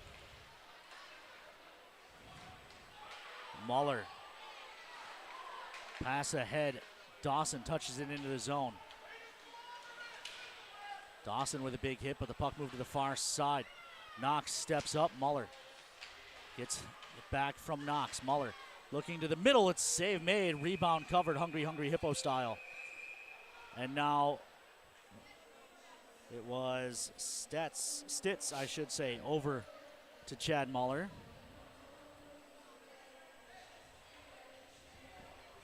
.950 to go here in period number 2. Yeah, shots 28-20 for the Toros. Second period total of 13-5. They've now updated the first to 15 aside. Again, everything pointing in the right direction except for the score. And again, at this point, you trust the process, you trust the opportunity. And I think the Toros are in a position where they could actually ramp up the intensity a little bit. I still don't think we've seen them at, getting into the 6th and final gear quite yet. They have controlled play for the most part. A much better night for the Toros so far, but still the score not going in their favor. Ohannesson behind the net, trying to work out of the corner. Gets tied up, Lettinen comes to help. Kettinen kicks it free, but eventually the Bears take it away. They'll look to get out of the zone on the far side. Chipped in, Funtek after it. Gets help from Gibbs. Gibbs Rings it to the near side. O'Hannison. Out to neutral for Lettinen. Lettinen spins it ahead, but Stern cuts it off. Stern chips up the near wall. Tremblay hacks it into the Toro zone. Spun to the near side. O'Hannison drops it back for Gibbs. Gibbs just hoists it out to neutral. Kettinen. Nifty tip, and then he'll just sweep it into the zone, but it's kicked right back out. It comes to Kettinen. Kettinen looks across for Funtek. Funtek from the red line gets this one deep. Lepak out of his net to stop. Plays it along to the near side. It'll get onto the stick of a teammate, Ergo, who dumps it deep. It comes to the side of the net for a cover by Brady James, who will take a whistle. 8:47 left to play here in period number 2. Toros out shooting Maryland. They still haven't updated it, so still listed at 28-20, 22-18 on the scoreboard. Because math. Trailing 2-1. And you'll take the whistle anytime, right? Brady James just reset, recover. Dead pucks can't hurt you. Yeah. Don't have to take any chances that are unnecessary. Toro's looking to regroup. I think one thing Minot has struggled with in maybe the past couple minutes, just having hard plays to get back into the zone, though. I think a couple times they're trying to make some cutesy plays near the red line, near the offensive blue. Just make sure you get the puck in deep. Make sure you allow that play to fully develop. I know what you're trying to do, enter the zone with numbers, but again, simple plays off in the right one. Bouncing puck to the near side. Gordon gives to Stets. Stets trying to get to the front. Backhand try. Stop. Hack to the corner. This time the Toros clean it up. Flipped back in. It caught the rafters for a whistle. Draw should be in neutral. Maybe at center ice, probably. And I think that's exactly where we're going to end up. 13 seconds come off the clock there. Ted Larson checking in. Wants to see Bull in a China shop hockey. That's what it's been for the most part tonight. A very physical game. All 50-50 draw, dug out eventually by the Bears Houston, who dumps it in. Brady James will glove and hold. And again, that's where obviously you want to make sure that you're in a position where you're doing the right thing, but you also can't be afraid to make a mistake either. And what I mean by that is, you know, if you sit back and try to be tentative in terms of your opportunities, like I said, all on the table. If you get burned being aggressive, you get burned being aggressive. Now, when I talk about ultimately, you also have to have faith in the guy behind you, which the Toros do in Brady James. Right, and we talk about, you know, the mistakes that the Toros have had, and I'm not saying, you know, like, oh, be aggressive at the expense of making poor decisions. You can make the right decision and still be over-aggressive in that capacity. Gordon carries down the wall, rings it to the far side. He was trying that same play again. Knox turns off pressure. Gives to Mahler. Meanwhile, Kibru dumps Stahowiak. Emmons in, shot goes wide, rebound to the near side. Stahowiak hacks it down the wall. Emmons couldn't find it, knocks to the far side, pokes it down. Make that Zwiecki. Zwiecki finds it, leaves it in the corner for Stahowiak. Stahowiak takes the hit from a pair of Bears, keeps battling in the corner. Eventually it squirts out. Emmons cuts it off. Bears find it. Kibru out to neutral on the near side. It'll go. They'll wave off icing. Never made it anyway, but Gibbs plays delayed offside. That gives Gibbs some time. Ahead for Stahowiak. Dumps it deep. And that's exactly the play we're talking about there, right? I mean, you could try to force a play the opposite side. Instead, you're able to force a play deep. Far side, Ruh into the zone. Stop, go, move on Funtek. Throws to the front. Good stick by Muller. Breaks that up. Johnson spins away from pressure and rolls it deep. In behind the net. Funtek working on Ruh. Ruh kept it free. It's thrown around to the near corner. Gibbs.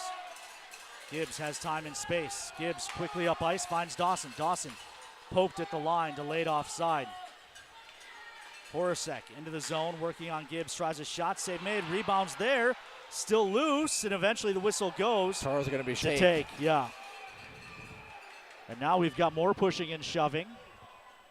Yeah, an awkward Karam. You had to take that penalty. There's an official on top of the Black Bear that got buried underneath. Had to take that penalty with the puck loose in front like that. And now they might be taking them both. I'd like to tell you I know what's going on. I don't. Interesting scrum at the end there, but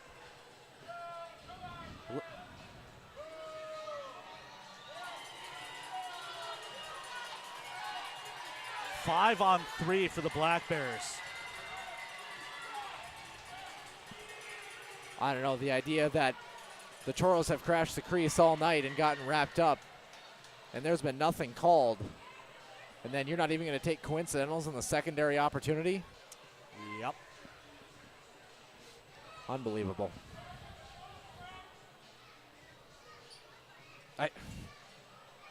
I'm at a loss, Ken.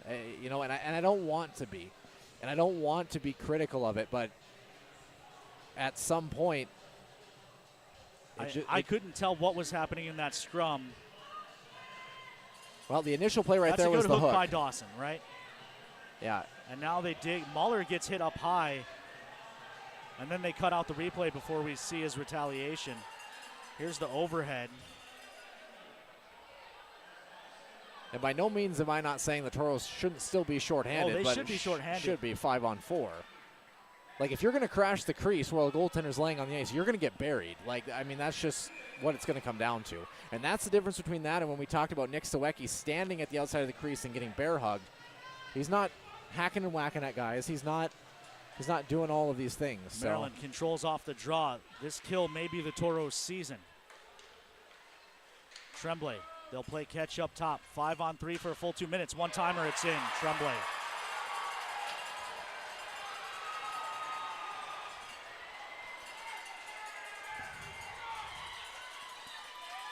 They play catch off the draw.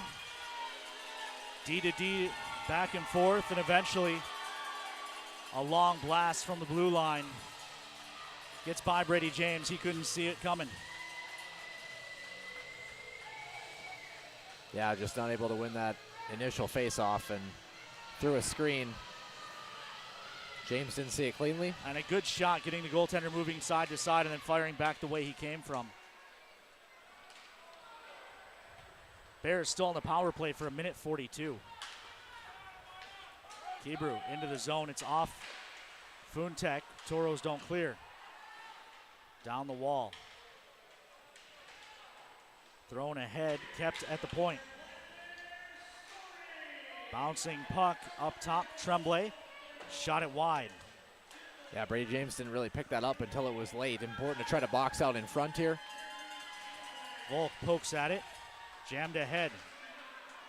Emmons finds it and he'll clear it all the way down. Goal came early enough in the penalty kill, though, where a successful second kill here would maybe bring a little bit more life. I don't know what just happened at center ice. Croxall fell down. Spencer up on the pressure. Ruh on the near side. 55 seconds left on the power play. Ruh dumps it deep. Move to the far side. Knox tied up. Spencer hacks at it. Dug out by the Bears. Shot goes wide. Rebound in behind. Knox with a good hit, but it's along to the near side and Ruh. Ruh in front. Croxall's battling. Gordon carries down the wall. Plays across. Looking in front for a tip. They don't get it. Ruh holds. 24 seconds in the power play. Diving block by Spencer. Breaks up that pass. Knox hacks to the far side. Zwiecki couldn't find the bouncing puck. Spencer digging. Zwiecki there as well. Yeah, and again, it's a lot of this, too, where Toro players, they're wrapping up around their sticks, and that's what I don't understand is... Meanwhile, Bears into the zone. Toros come full strength.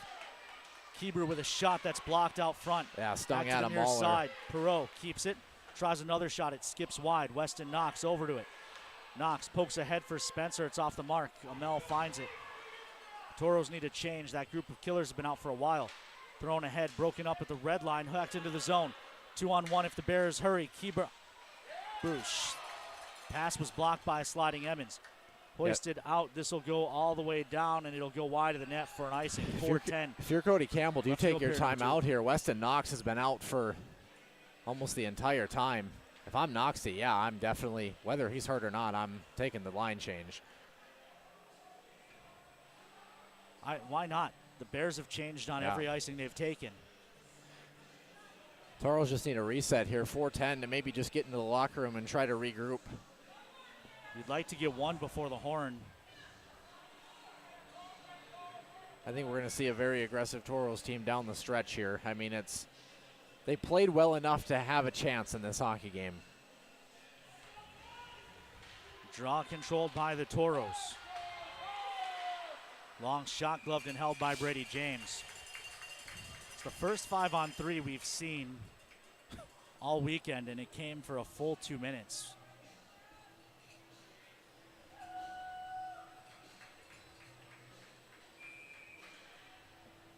And it changed the outlook drastically. Draw to the right of Brady James. But ultimately, I've said it for 14 years in this league, calls are going to be the calls. You're still allowed to kill the penalty, Noah, and the Toros didn't do it. Well, but you don't create that opportunity at this stage, right? Like, it has to be something egregious where you have two, you take the one guy, you let the power play opportunity be what it is, and 5-on-3 is a lot different than 5-on-4. Nonetheless, 4 minutes left in period number 2. Toros got to find a way. You'll probably earn the next one, I would think. So, got to get your feet moving, get back to what Toro hockey has been. Maryland has certainly been dominant over the last 5 minutes. Jockums picks that off, carries down the wall, help from Ohannesson. I don't think he realized he had Lettinen wide open in the middle of the ice there. This is Al-Bashir. Meanwhile, Kettinen still tied up behind the net. Good hit by Ohannesson. Frees that puck up. Kebrew banks that ahead. No icing, so Brady James plays. Bouncing puck far side, quick shot off the tip of the glove and then the glass. Sofkidis plays it down low for Ruff. Funtek pins him. Near side. Puck into the corner.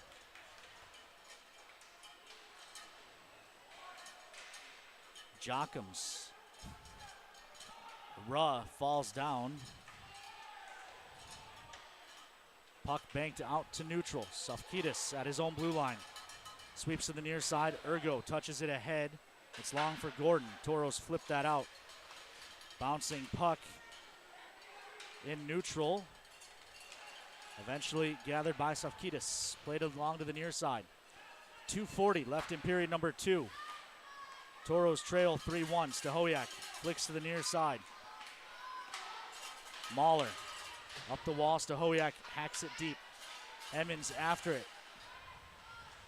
Tremblay tied up, big collision, puck moved to the near side. Stern taken away by Zwiecki, of course.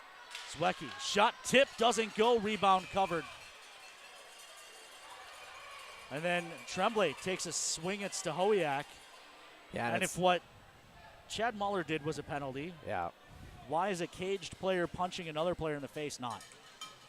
Right? That's head contact as well. At some point, it's like, we've got theoretically, unless something changes, we've got 22 minutes and 15 seconds left in the Toros season. At some point this weekend, can the Toros earn a bounce? It just... Casey, Muller, Dawson, Mahler, Knox.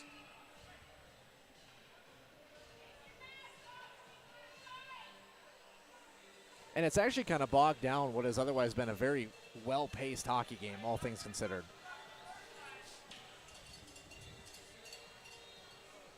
Draw to the left of Lepak. Mahler digs it out. His shot's blocked. It squirts to the slot. Bears find it and chip it out. Al-Bashir rings it. Stitz and Knox after it. Stitz gets there first. Plays down the wall. Al-Bashir. Al-Bashir looks up top. Perreault. Perreault hands down to Amel. Shot blocked by Mahler in behind. Thrown to the side of the net. They throw it in front. No one home on a redirect. Muller, I should say, flicks that out to neutral. Banked ahead, Casey spins it into the offensive zone. Toros are offside. Toros have to back off. Now they do. Far side, long toss ahead is off the mark. Woogie banks ahead. Casey looking up ice for Ohannesson. Puck caroms back to the Toro zone. Ohannesson flicks it deep. Stern on it. Stern rings it to the near side. And it gets out to neutral. Flicked in by Lettinen. And it's an offside play. Yeah, I thought that was a very close play. Palindrome on the clock. 1:11 left to play here in period number 2. Toros trail by 2. Yeah, it just feels like the Toros just need one, right? Like just to get a little bit of life, just to get a little bit of energy.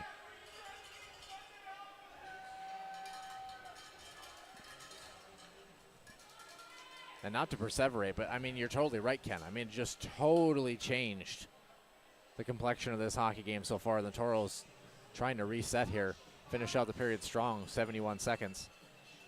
They have to kill one.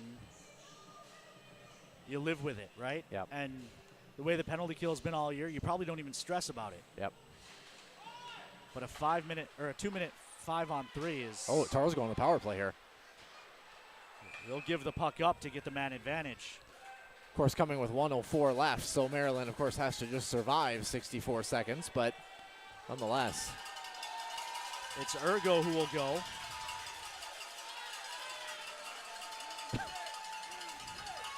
Well, at least we got a rationale on that one. Would have loved to have heard the last one. Although the rationale would seem to imply that they're going to let you cross-check people who have the puck. Just saying. Yeah, interference, yeah. Nonetheless, hopefully the Toros trying to cash in here would be huge. Before the horn, yes. Zwiecki on the draw against Kebrew. Punched to the corner by Kebrew. He throws it ahead, blocked off by Zwiecki. They'll dig in the corner. Bears find it and clear it the length. Right, if he says he didn't have the puck, so it's cross-checking, that would imply you're allowed to cross-check puck carriers. Near side, Ohannesson. Ohannesson, a soft chip to the far corner. Sofkidis throws ahead. Good keep at the blue line by Woogie. Kettinen walled off. Zwiecki there as well. They'll dig in the corner. Half a minute. Ohannesson finds Knox up top. Knox comes to Kettinen. Kettinen kicks the stick. Pass. Pinballs. It comes back to Kettinen. Backhand try. Net comes off. Net comes off, which leads to a whistle with 20 seconds left. Well, I mean, if you're the Toros, the one thing you take solace in the fact is that's the end you kill for, 2 periods. So, yeah. Nonetheless, very good luck, good puck movement. I actually thought Kettinen should have released that puck right away. I know he's trying to go for the backdoor tap in, but at this point, man, puck on net near the dots. Create chaos. Yeah, shoot the thing. And that's, I think, Cody Campbell's message. That's what it has to be entering period number 3. Obviously, try to get one on the power play, but if you can't, 5-on-5, everything on net. Yeah, everything. Guys like Nick Zwiecki have to lead the charge. I don't know. Somebody. Timeout Maryland. Okay. Interesting to me. Especially given Cody Campbell's affinity for drawing up things. Well, especially with 20 seconds left. You escape. At minimum, you're going to be up 1. Right. Right? I mean, yeah, interesting call nonetheless, if you're a Toro fan. That's not the kind of bounce I was talking about, but no. I mean, it's something. It's like when you play the lotto and you're looking for the $10 million jackpot and you get $3 back, right? Like, we'll get another look of that scrum as we get through the timeout. Zwiecki in front. With the right mentality, Kettinen. right? There's the first shot, second shot, backhand try, and then, yeah, the net came free. Now, if the net is coming off its moorings and the Toro player is able to get a shot off there and finds the back of the net, since Zwiecki got buried into the net, that's a goal. Just FYI. At that point, right there, But 20.7. If there's a bright side of the timeout, the Toros were changing power play units. Now out of the timeout, it's the Lettinen unit back out with Zwiecki, Kettinen, Ohannesson, and Woogie. They warn the Black Bears again. Some would say at some point you just call it. People that say that are a little bit shorter than I am and standing to my right. A little bit more Asian as well. I didn't want to go there. Draw poked out to neutral. Hey, for the Toros, I would say just one more kick at the can here. Just take an opportunity and fly a guy. Ohannesson drops it back for Woogie. Woogie Tries Kettinen quickly across for Ohannesson. 5 seconds. Shot blocked. It comes to the near wall and is cleared. That'll do it for period number 2. We'll hear from Cody Campbell on the bench, and this should be interesting for sure. 3-1 Maryland. Shots 15-12 in the second for the Toros, 30-27. One more shot the Toros have hit the over tonight if you're playing along. Cody Campbell will speak to Kirsten. Curious to see what his take on things is. You know, he's been very much a control what you can control kind of guy. And Toros haven't been able to control a lot of the extracurricular stuff, unfortunately. We'll hear what he has to say in just a few moments. Toros score the first and the second period, but give up 2 more. Trail 3-1 after 40 minutes. Here we go. Here's Kirsten.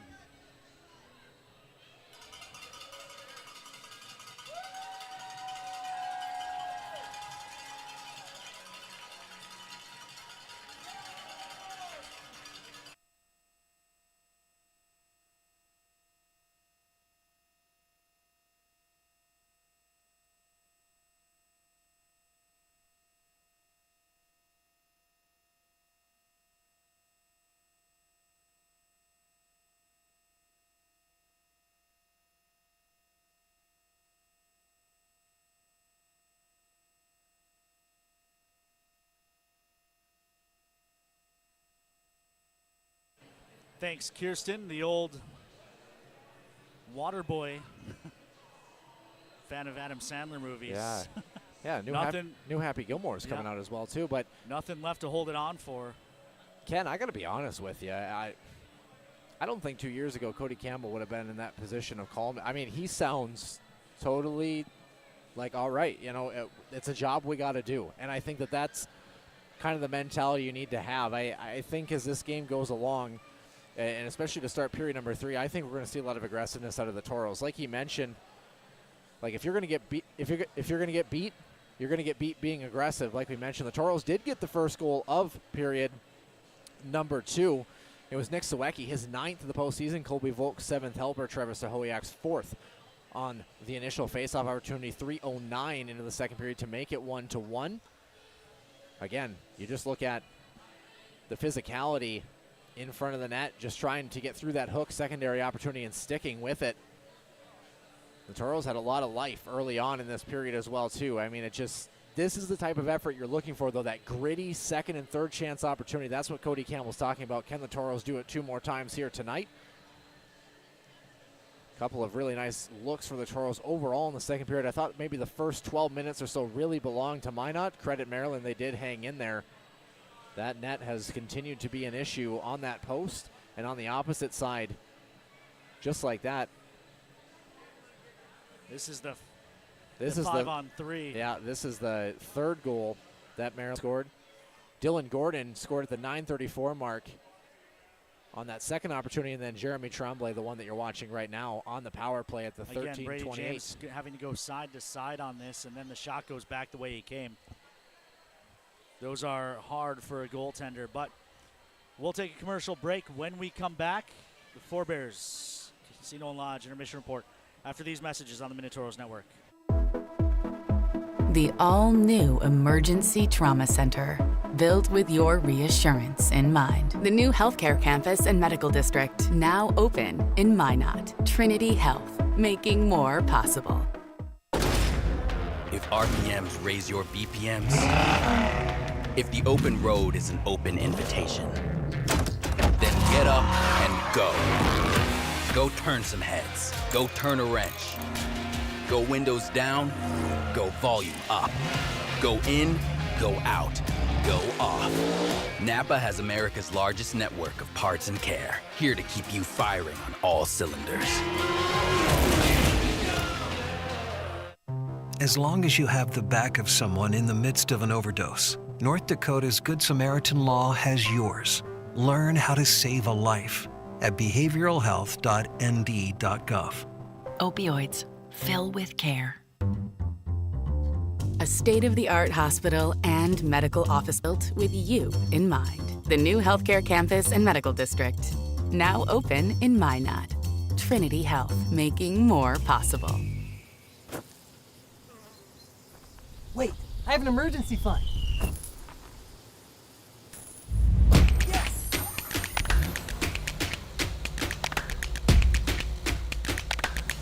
Circle Sanitation is a locally owned family business providing quality waste hauling services since 1980. We provide service to residential and commercial customers, as well as roll-off service for large projects and construction sites. We are dedicated to providing excellent service at competitive prices, tracks, or hidden fees. For more on what Circle Sanitation can do for you, call us or visit circlesanitation.com. I've been canning my whole life. It's one of my favorite pastimes. Today I finished the raspberry jam. That's my favorite kind. Well, here, take it with you. Thanks, Grandma. Now for my prize collection. Each jar shows the year it was canned. That way I won't forget when I put it in here. Grandma, what's that? Oh. Your grandfather and I worked so hard for this. It's our life savings. In a jar? Canning is really the best way to preserve anything. It's true. The way we've always done it isn't always the best way. See how we're changing for the better at Aspire. Grandma, you can bank from your phone now. Oh, wow. Aspire Credit Union. Aspire to more.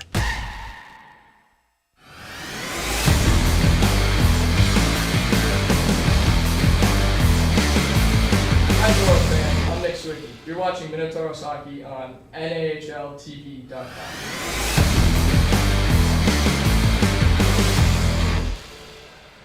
Welcome back inside the Fogarty Arena.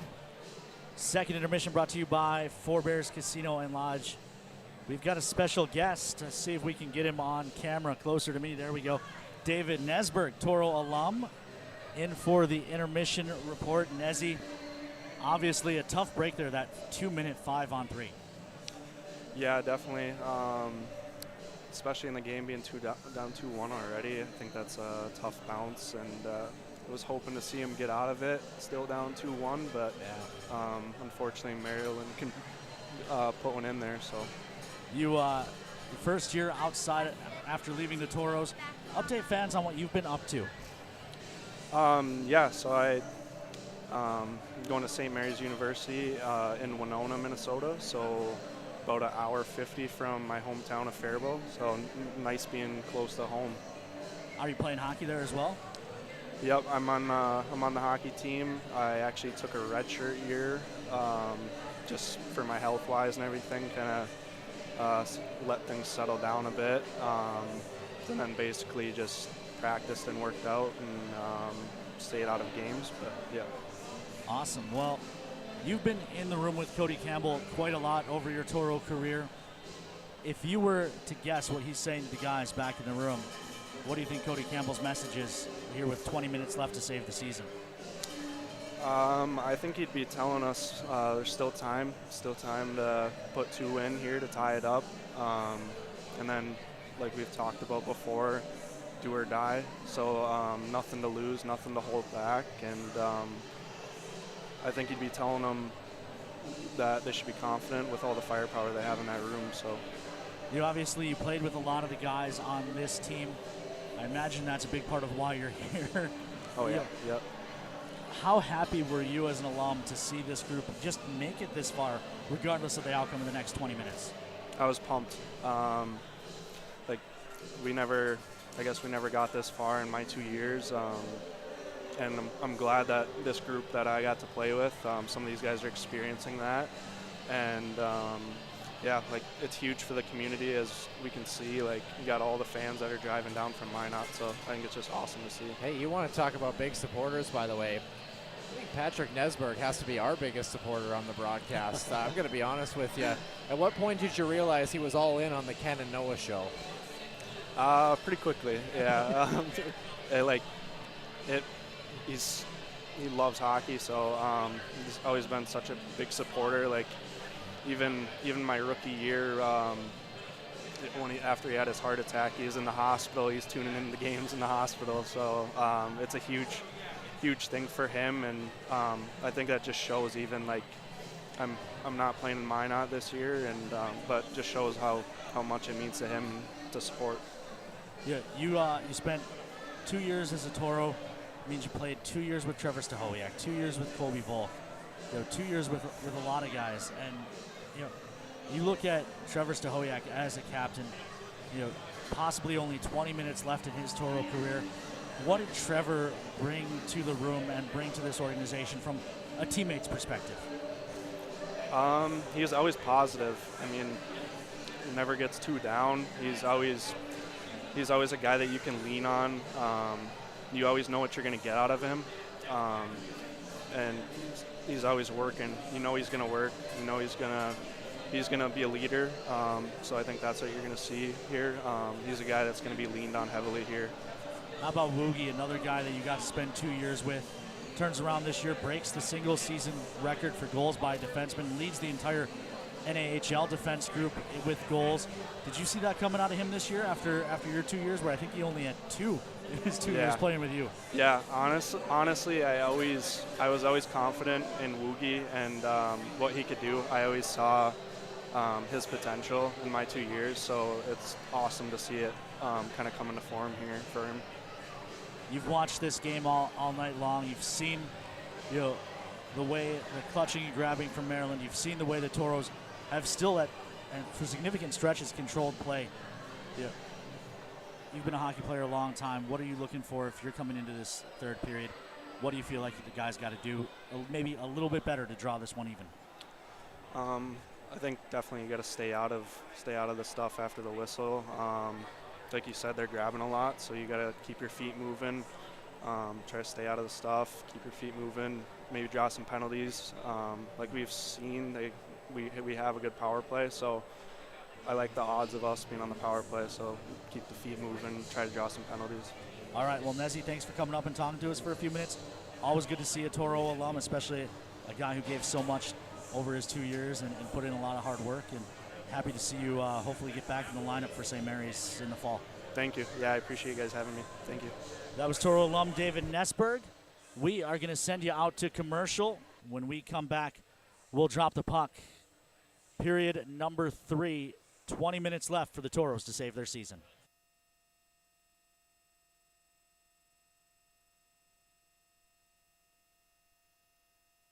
In America, the future belongs to everyone. Let's create yours with a built Ford Tough truck. Ford F-150 with impressive max towing capability and available Pro Power on board, so you have power on demand. Be future ready with Ford F-150.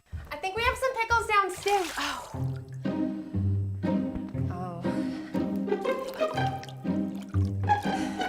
Honey, got some good news and some bad news. Tomorrow might be hard to see, but tomorrow is right in front of us. And we're always looking towards it. Investing another $4 billion in renewable energy and low-carbon solutions through 2025. And lowering emissions by modernizing our infrastructure, bridging to a sustainable energy future.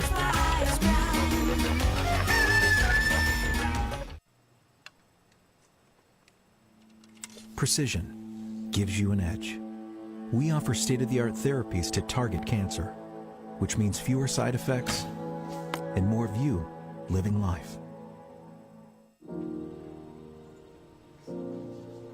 Side by side, our collaboration with Mayo Clinic enables our cancer team to consult with world-class experts and deliver you uniquely personalized treatment plans. Our history sets us on our path. From the moment we're born, we begin our walk through life. We learn so we can discover. We find our passion and develop our skills. We build relationships. We start thinking about what we're going to leave behind to those we love. Let our legacy help shape yours. First International Bank and Trust. No matter your place in life, we can help you live first. Keep your child's brain development on track. Talk to your child about the dangers of alcohol use. This message brought to you by the 1st District Health Unit and the Minot Minotauros. as far as what Plains Ag has to offer. Great pay, along with some of the best benefits that I've seen in the job market. The company understands the importance of family and family values. You need to have that time with your children. Plains Ag is 100% family oriented. I love working here. Very helpful. There's no problem it feels like we can't solve when we're working together. Go to plainsag.com, fill out the application, and we'll be in touch with you shortly. Our history sets us on our path. From the moment we're born, we begin our walk through life. We learn so we can discover. We find our passion and develop our skills. We build relationships. We start thinking about what we're going to leave behind to those we love. Let our legacy help shape yours. First International Bank and Trust. No matter your place in life, we can help you live first. Four Bears Casino now has Vegas-style sports betting at our on-site sportsbook. Place bets with our staff or at the self-serve kiosks and watch the action in comfort right up to the final moment. Bottom of the ninth, 2 outs. And down the stretch. He's at the 30, the 20. From way down, T. Good, go, all go. Back, and gone. No matter how you play it, it's game time. Sportsbook at Four Bears Casino and Lodge, 4 miles west of Newtown. Alcohol impacts development of the brain, and you can't buy your child a new brain. Take the pledge and say, "Not in my house." This message brought to you by the First District Health Unit and the Minot Minotauros. Welcome back inside Fogarty Arena. 9:46 p.m., but we're approaching midnight on the Toros season. If they can't find at least 2 goals here in the third period. As always, I'm Ken Oden. Noah Grant is alongside. And special thanks to David Nesberg. Love catching up with him and getting him in the mix as well and cheering on the guys here. Again, Toros have 56 seconds left of power play time. Maybe you pop one early and make it a 1-goal contest. I mean, that's got to be the goal. First 10 minutes, first 12 minutes, make it a 1-goal contest, right? If you can pop one here on the power play,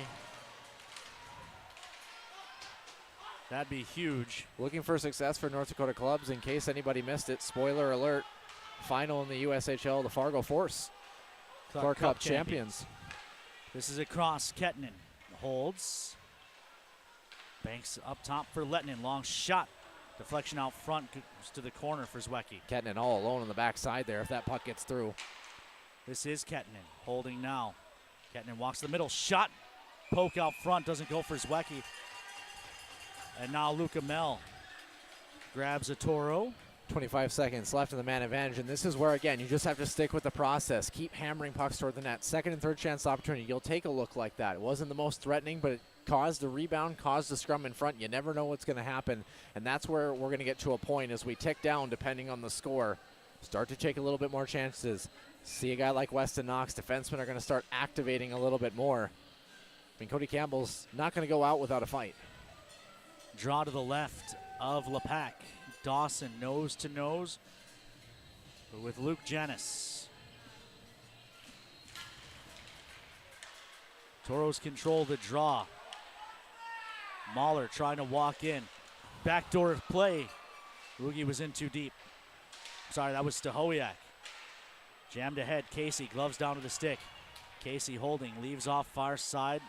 Mahler back up top. Casey comes to the near side. Stahowiak touches up top. Knox. Shot goes wide. Rebound to the far corner. Casey leaves it down low. Black Bears come full strength. Toros working in the offensive zone. Casey spins it to the near side. Knox pokes it down the wall. It's flipped the length. This will go for an icing. Couple of good looks there for the Toros. I think I'd like to see just a little bit more traffic. I know they want to try to run kind of that overload and have 2 guys up top, but I'd be okay with, I mean, if you're Weston Knox, a little bit do or die, let him quarterback a little bit, send that second guy in the middle of the ice or down low a little bit more. Similar to what kind of the first power play unit does with Colby Volk at the helm, but again, shooter's mentality from here on out. 18:47, Lettinen on the draw against Ergo.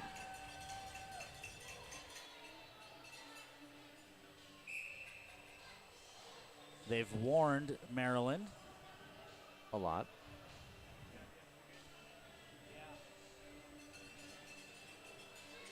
Lettinen again on the draw. Draw one back by Ergo and the Bears. Carried up the near side by Luke Amell. Your Mosquito Joe Pest to the game. Carries to the far side. Into the corner, Amell. Turning it in behind the net. Lettinen flicks up the boards. Kettinen jams ahead. Jockums drops it back to Colby Volk. Near side, Kettinen touches it in to negate the icing. Lepak out of his net to play. Lepak throws to the far side. Kept at the point and chipped down low by Ty James. Puck moved to the near side. Stitz throws it up ice. Ty James finds it, punches it deep. Toros touch up. Kettinen up on the pressure. Thrown to the near side. Funtek keeps it. Poked off his stick and taken away by Ruh. Ruh on the attack. Shot blocked by Ty James. Then picked up by Funtek. Funtek starts the Toros up near side. Kettinen ahead for Small. Small into the zone.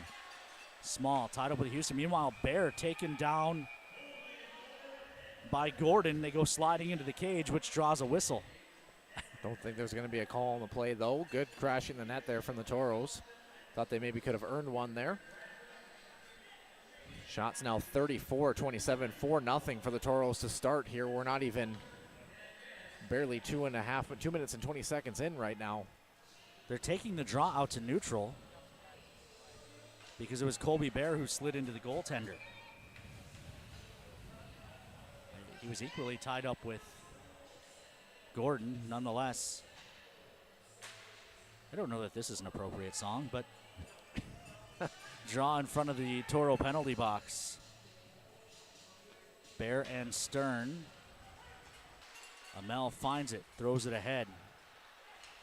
Mahler turning. Adam Mahler up ice, dumped in by Bear. To the near side, Spencer and Amell. Spencer jams it to the front. There was no one there for the Toros. Far side.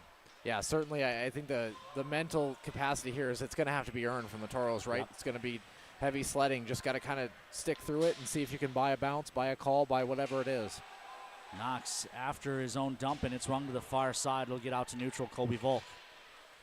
Volk up the middle, touched into the zone by Small. Spencer and Bear pursue. Perreault has it behind, leaves for Amell. Amell tries the near side, and Kebrew. Kebrew throws it ahead. Stitz into the zone. Poked off his stick out to neutral. Dangerously close to too many for the Bears, but they're able to dump that puck in.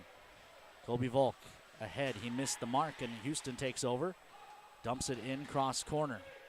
Jockums to the near side. Bear mishandles. Thrown up through the rafters somehow. It doesn't touch any of them, and then that forces Brady James to glove it and hold on. And this is where, what does Cody Campbell have going in his bag of tricks here? Are you going to start to fly a guy on the weak side? Just throw a puck off the glass and see if you can get somebody to win a foot race. What is in your bag of tricks here? Chad Muller's going down to pick up an errant stick. Shoot, the way the officiating crew hasn't recognized him. I was going to say, I might stay down there. Draw will be. Of course, he's taking his sweet time getting down the ice, giving the Toros a chance to reset. Draw to the left of Brady James. Casey hacks it ahead, but it's found by Gordon. He's able to poke it to the corner. Jockums finds it there. Banks to the far side. Muller touches it out to neutral, but it's dumped right back into the Toro end.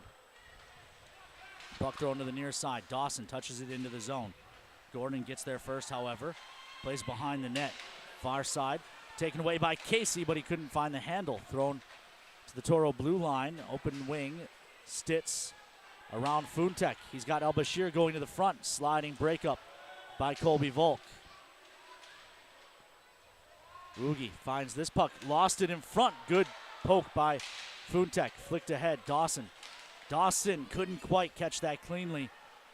He and Houston come together. Big hit in the corner. Puck moved to the near side. Stahoyak back to the point in Funtek. Funtek right back down the wall to Stahoyak.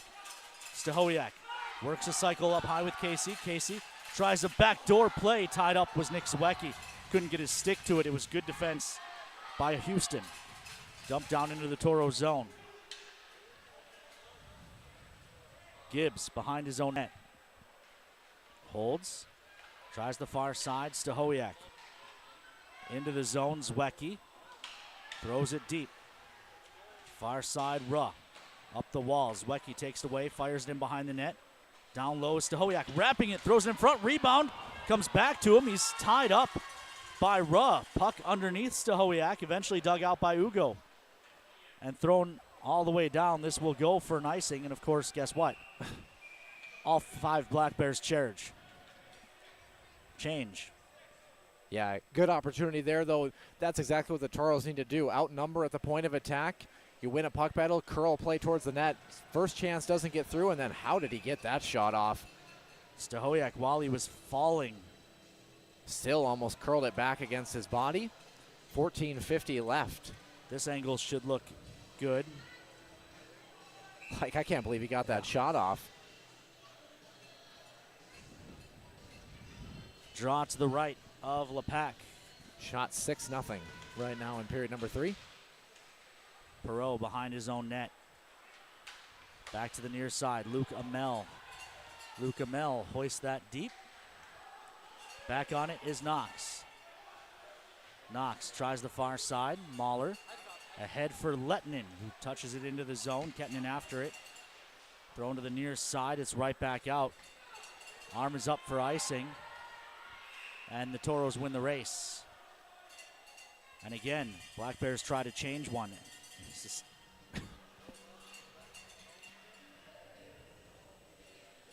Lettinen line stays out as well. I do like the start, by the way, though, for period number 3. The Toros have been in this end the entire time. They've had a couple of good looks. Again, just start forcing plays towards the middle of the ice. 2 guys at the point of attack, start winning some puck battles. I mean, the recipe is there. Everything has been there statistically, except for the only thing that matters, and that's Pucks the scoreboard. into the back of the net. Lettinen on the draw against Stern. Bears flip it out to neutral. Volk on it there. He'll ring it. Toros touch up, and they can pursue on the far side. Jochums punches it down the wall. Gets spun down. It's moved to the near side. Lettinen trying to throw it to the front. It ends up in behind the net. O'Hannison working there. Stern pins him. Down low. Out front, it doesn't get through. Jochums. Shot blocked by a sliding Horacek, up and out of play. Hey, you like the mentality, though. Continue to win puck battles, keep plays low, keep plays alive. Maryland doesn't really have a whole lot of an answer down low below the dots. So, again, they've had to rely a lot on their goaltender, a lot of chips off the glass. Defenseman doing a good job keeping pucks in. Now just got to find shot lanes as well. Draw to the left. I mean, Ken, like I said, I mean, you get any goal in the next 9-10 minutes, game on, right? Yep. Bear on the draw. Wins it back. Spencer finds it, throws it towards the cage. It goes just wide. Small. Trying to get to it. And now another takedown in front, and they're going to call the hold. The Toros will go to the power play. First Western Bank and Trust power play. And it is Carl Houston. Yeah, big opportunity here. And they've earned this one, right? Yeah, certainly have. Pinning the Bears in their zone. Starting to feel like must-have time, Noah. I was just about to say it. I don't know if it's starting to... I almost say you gotta. I mean, I know the Toros have been playing well, but their best success, all but one goal this weekend, has come and also, in this opportunity. You know, you score on this power play, make it not just make it a one-goal game, but also make the Bears maybe a little hesitant to continue. Delayed call coming. There we go. It's going to be a 5-on-3 as Stahowiak got clipped up high. Yeah, and I've never been a big proponent of giving the puck away, but in this situation, absolutely. The power play has looked so good. And Stahowiak's bleeding. Should be a double minor. So we get a little bit of a hot just going mic to call there. it a 2.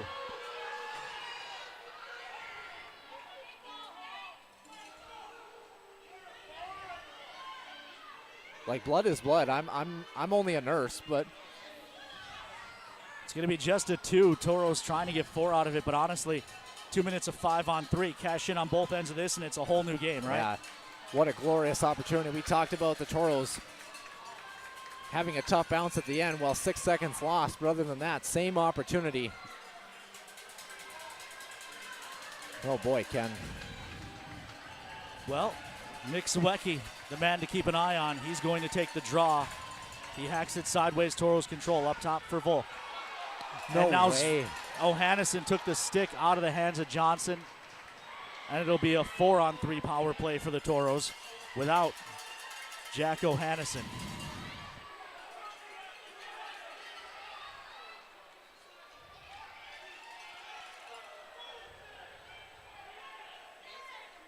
So that'll do it for the 5-on-3. The Toros still on the power play. I'd love to get a replay on that. I guess in my mind, not that he didn't chop him, I thought it was on top of the blade of the stick, which you had this conversation with me about holding the stick, and I said if you get slashed up in the shaft, absolutely, but Ken, I've never dropped my stick like that. Nonetheless, anyway, the Toros still 4-on-3, a lot of ice to work with. You win the draw here. This is one of my favorite power play opportunities because you do have so much motion. Toros win the draw. They stay on the power play. Kobe Volk carries ahead. Near side, Kettinen into the zone. Drops it back for Woogie. Got to be aggressive here. Don't be afraid to push the envelope. Shot save made. Rebound doesn't go. And then it's thrown up and out of play by the Black Bears. But my goodness. You're looking for puck luck at any point tonight. It was bouncing in the blue paint. Sounds like we'll have another look. Why is the draw coming outside? Are they saying the Toros deflected that out of play? And just a bounce on the goal line. Please tell me we have the overhead.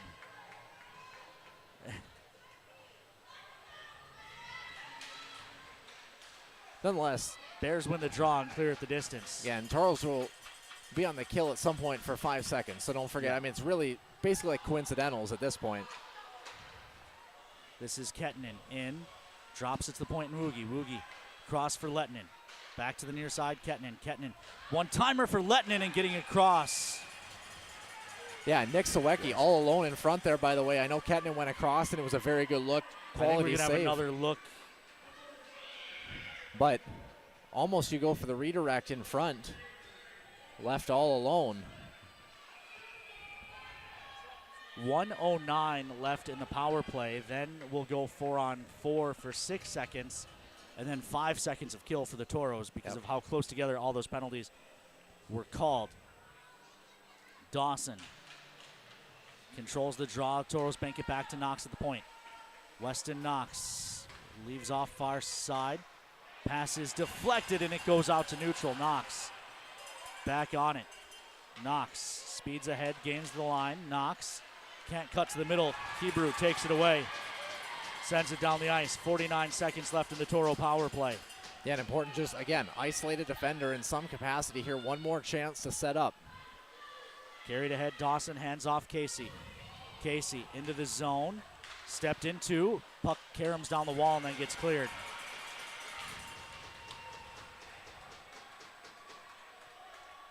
Toros trying to get Bit of a Lettinen group out. Miscommunication on the line change.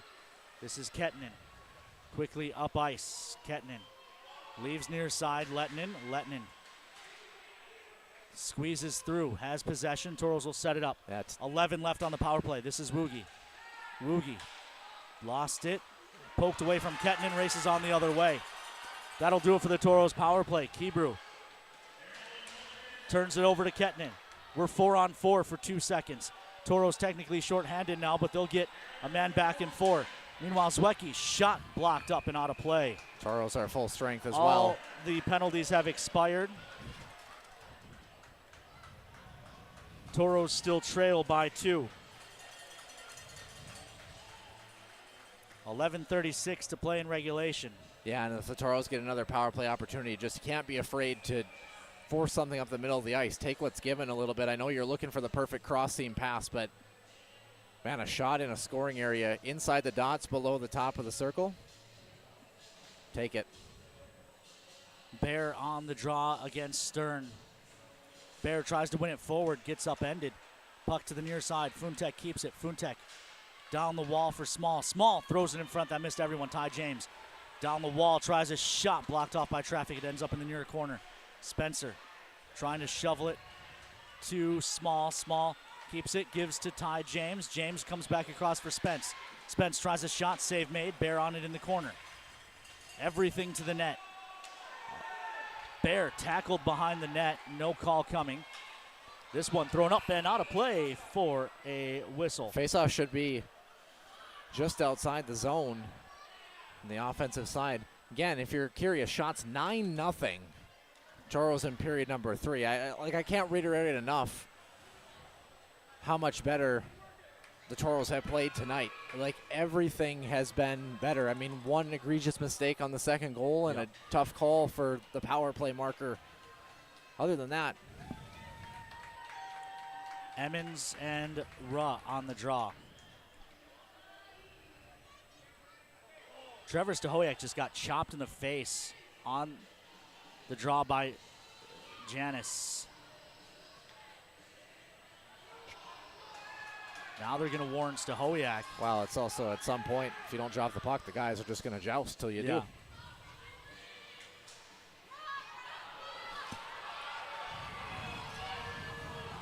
Both teams' fans yelling at the linesman just to drop the puck. Emmons and Ruh still nose to nose. Emmons wins it cleanly back. It gets through Woogie's legs. Now Emmons tied up with Ruh. Ruh holding on to Emmons' leg. Toros get into the zone. Shot blocker save. Rebound to the corner. Shoveled back to the point. Down low. Zwiecki couldn't find it. I mean, if that doesn't symbolize the way this game has gone. Weekend. Ruh, they'll say it was tipped, so no icing. Ruh literally arms around Emmons' leg like a little kid trying to convince their dad to stay home from work. Near side. Collision on the near side. Big hit by Chad Muller. Frees the puck up. Toros control. Emmons to the middle. Gets away from Zwiecki. Thrown to the far side. Knox. Knox up ice for Muller. He chips it deep. 10:05 left to go. Muller gets spun down. Goes sliding in behind the net. Long pass ahead. Off the mark. But they save icing. Muller. Dug out by Knox. Tried to chip it to himself off the wall. It didn't get through. In behind the net. Mahler uses his body to protect. Dug out by Casey. Knox ahead. Weston Knox speeds up ice. Drops for Dawson. Dawson, trouble along the wall. Works it down low for Chad Muller, but it hopped away from him. Far side, Stern. Stern up ice. Dumps it deep into the Toro zone. Icing, I think. Icing is the call. Black Bears still looking for their first shot. Over 10 minutes in period number 3. Shots 11-0 Toros. Meanwhile, it's the Letton line over the wall while the officials try to get the correct Black Bears out of the bench. I mean, I'm not even going to engage anymore with the icings are moot at this point. I mean, both teams might as well just take full advantage. But anyway. It'll be the Letton line out, 9:21. You need one before the 5-minute mark. I would say if you're going to have to pull your goaltender late, you want to do it down 1, not down 2. And I'd say about the 6-minute mark is where you start to kind of get into kitchen sink mode. Everybody's stepping up. 2 guys at the point of attack. Defenseman collapsing down. Draw controlled by the Toros. Gibbs finds it, fires, gloved and held by Lepak. Bears get to complete their change.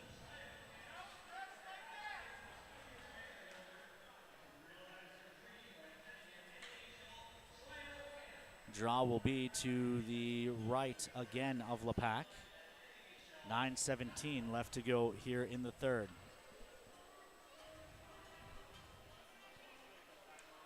Lettinen. On the draw against Luke Janis.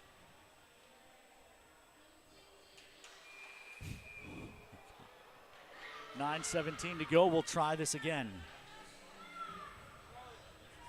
This is emblematic of a good chunk of the season. Thrown in front, doesn't go. They scrum at the side of the net. It eventually kicks to the near wall. Thrown up to the point. Funtek keeps it, chops it deep. Lettinen and Johnson after it. Lettinen wins the battle, throws it out front. Kettinen trying to settle it down, gets bumped down. Far side, Ohannesson. Tied up there. Kettinen turns off the wall, tries to feed it to the middle. It doesn't get through. It's quickly thrown into the bench for a whistle. It's hard to reiterate, too, like how much Maryland is in pure survival mode right now. Yeah. Like trying to take every advantage that they can because they're in a position to do it. 12th shot of the period for the Toros. I mean, you talk about kitchen sink mode, and yeah, you certainly want to throw everything you've got, but they've been doing it all period. 12-0, the shot advantage here in period number 3. Just has to be a little bit grittier, right? Just got to be able to force things just a little bit more centrally, and I mean, it's a box out on the opposite side for Maryland. Draw one back by the Black Bears. Poked free, Small finds it, Small in front, shot blocked by a falling Amel. It's been a lot of that too. Near side, poked at by Woogie. Stitz finds it, looks across. Kebrew with a shot that's blocked up and finds the glass. Near side. This is also part of it, right? Black Bears not really pressuring a ton on the forecheck. Small moves it around to the far side. Jockums for Bear. Bear spins it out to neutral. That goes through the Black Bear change, so they wave off icing. Spencer up on the pressure. Puck rung to the near side. Small takes it away. Can he get to the front with it? He's tied up nicely. Spence there, and they're going to call that.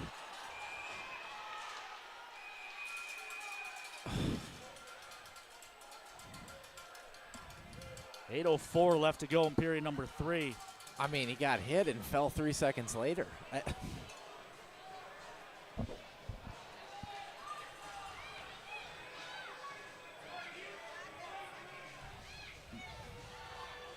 Checking from behind the call. Man, if I'm the Toros, I'm aggressive on this kill. I mean, Maryland has had no life. Ian Spencer for the 3rd time tonight. I mean, the Toros have to kill it off. And then you get to the 6:04 mark, and you're all in. I mean, at this point, with the way tonight's gone, not to perseverate too much, because I know we really don't want to, but I mean, especially the starts of this hockey game, it otherwise just takes away from two very good teams who are very evenly matched, all things considered. Toros have a very big kill in front of them. Zwiecki and Kebrew on the draw to the right of Brady James. Papa John's PK. Zwiecki wins it back. Knox chops to the far side. Up top, Gordon. Gordon gives to Houston, looking across, one-timer. Brady James gets across. Rebound still loose. What a save for his first in about 15 minutes of hockey. Put out front, a good stick by Adam Mahler, but he fails to clear. Gordon holds, gives up top for Houston. Houston pressured, gives it away.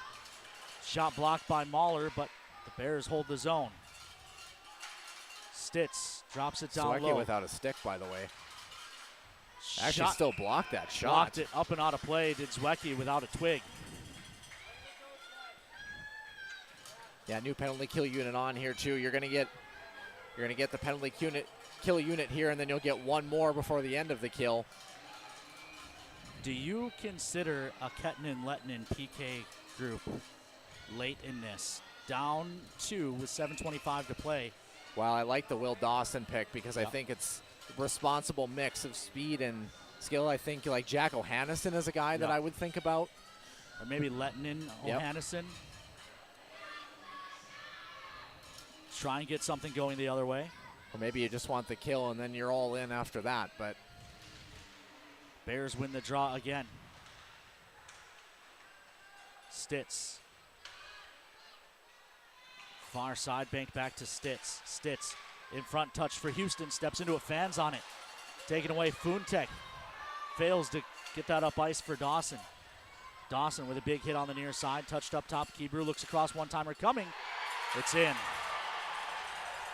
A power play strike, the Toros penalty kill, which had been the second best in the regular season, continues to struggle in the postseason, and it may just cost them.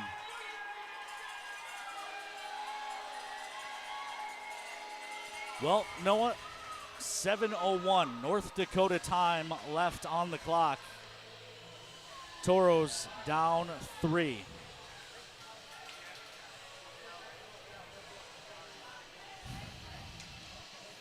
I mean, yeah, 7 minutes left to try to create something. I have never seen a team so good not earn so many bounces. Lettinen just had his helmet taken off in a scrum and has to go to the bench.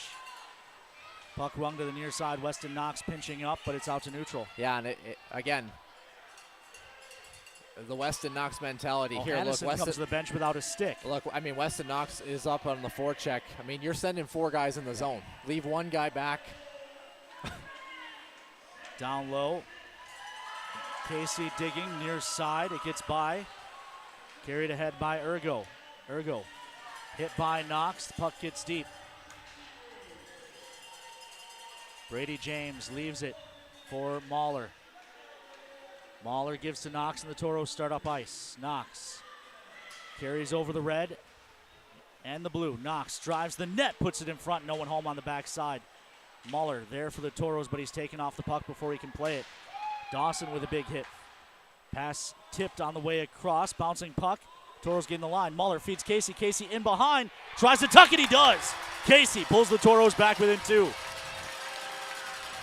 Caden Casey gives the Toros life with 5:54 to play. That wipes out the power play goal basically, and we're right where we were 2 minutes ago, Noah. Yeah, again. A minute 6 ago, really. So you got to get one in the next 3 minutes, certainly. Again, just a gritty effort level battle at the end. Right inside the blue line, and then forehand, backhand, able to beat a netminder.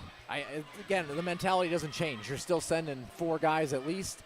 I think Cody Campbell would like to try to generate one before the 3-minute mark. If not, 2:45 or less, goaltender's gone. I mean, the Toros have played well enough otherwise.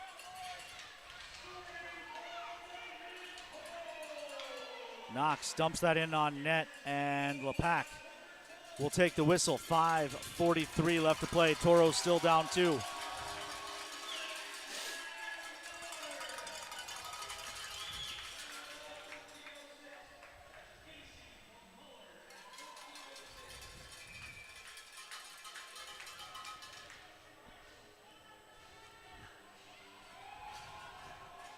Draw will be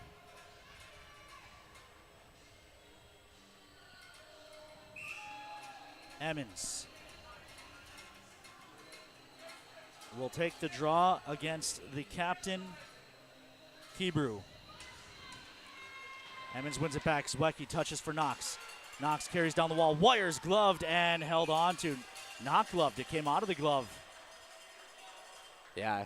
Just want an extra body there in front, or maybe that drops on the weak side. But again, right mentality, win a draw, puck through a screen, puck through traffic. I like the decision from Weston Knox.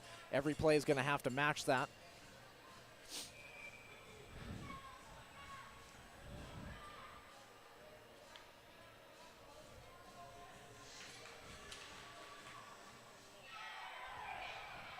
Draw tied up again. 5:35 left. Certainly going to have to be gritty. There's no doubt about that.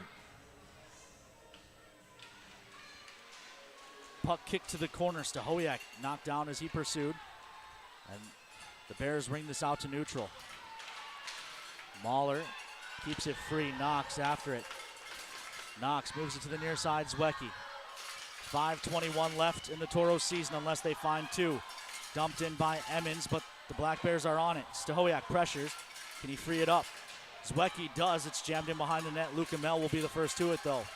Thrown to the near side. It gets by Knox. This will go for an icing. Ken, I just want to put this into context. Shots 14-3 in the third for what I can see. 44 shots for the Toros. And we talked about this, Ken. I don't know what hockey gods we have to pray to. I mean, we could be in for an epic. 5 minutes left. Anything can happen. I feel pretty good saying the Toros have, to this point, left it all out. Emptied the tank. Do they have a little bit more while they're on E, heading down the road? Lettinen and Janis on the draw off the icing.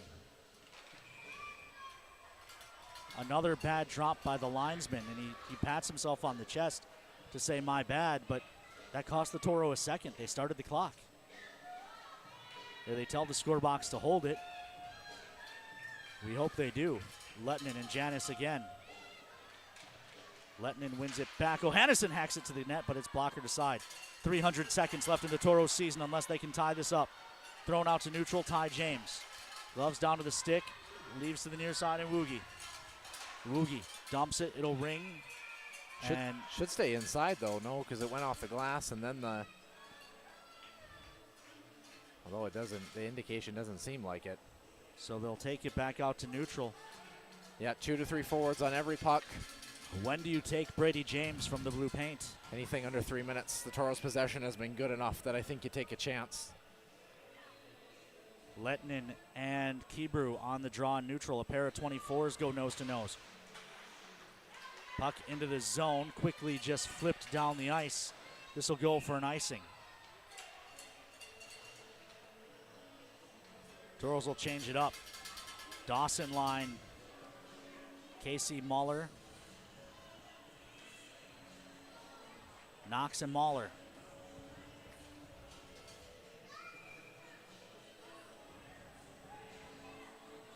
Four, 4-1 left. Toros need to battle back.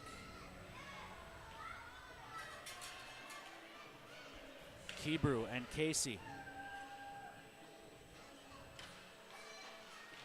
Draw tied up, punch to the corner. Shot save made. Player with his helmet stayed out on the ice. That should be a penalty. Another shot, save made. Rebound forced in behind. Goaltender without a stick right now. Jam play doesn't go. It ends up in the near corner. Casey spins it in front. Hopped on Mahler, but it stays in the zone. Mahler throws it towards the net. It's blocked up and out of play. But again, the player who lost his helmet pressured the puck before going to the bench. Toros should be going to the power play. They are not. 4:19 left to go here in the third. Shots 44-30 in favor of the Toros. In fact, probably up to 45 now with that last chance they got through on the one opportunity. Casey stays out. This is the line that scored the Toros' second goal and had good pressure before the whistle. Casey with Mahler in the shooting hole. Yeah, and every time the defending centerman lays down, I mean, it's like Brady James at the hash Toros marks. control the draw across for Knox. Knox to the middle. Dawson fans on it. Loose in front. It doesn't go for Muller. Big hit side of the net. Dawson finds it. Goaltender is absolutely Can't get swimming. to the front. Hacked up and out of play for a whistle. Yeah, if you're Cody Campbell, do you burn your timeout right now or do you wait? I wait till you get one. In my mind, though, I mean, Maryland has been absolutely swimming. And that's the thing. Keep the pressure on. But do you see something that you want to exploit? I mean, you need 2. And 4 minutes left in this one. Brady James starting to leak up a little bit. Casey, Dawson, Muller.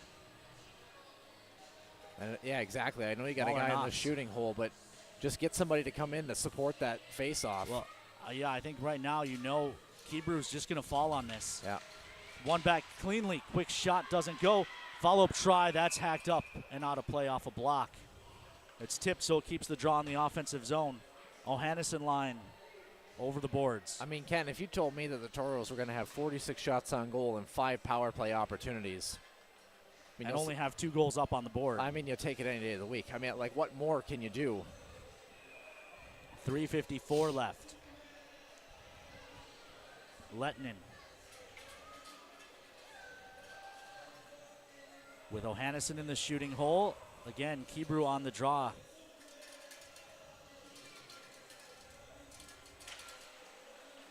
Draw one back. Woogie can't keep it in the zone. Jams it ahead. Ohannesson pokes it deep.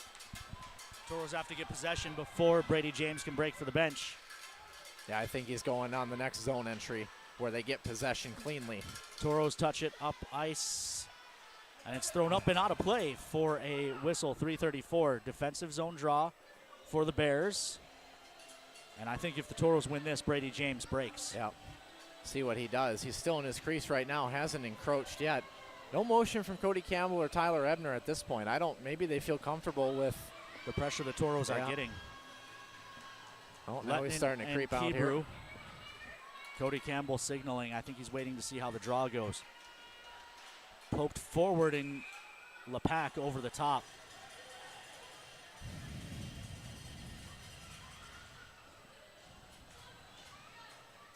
Draw will be on the near side again, 3:32.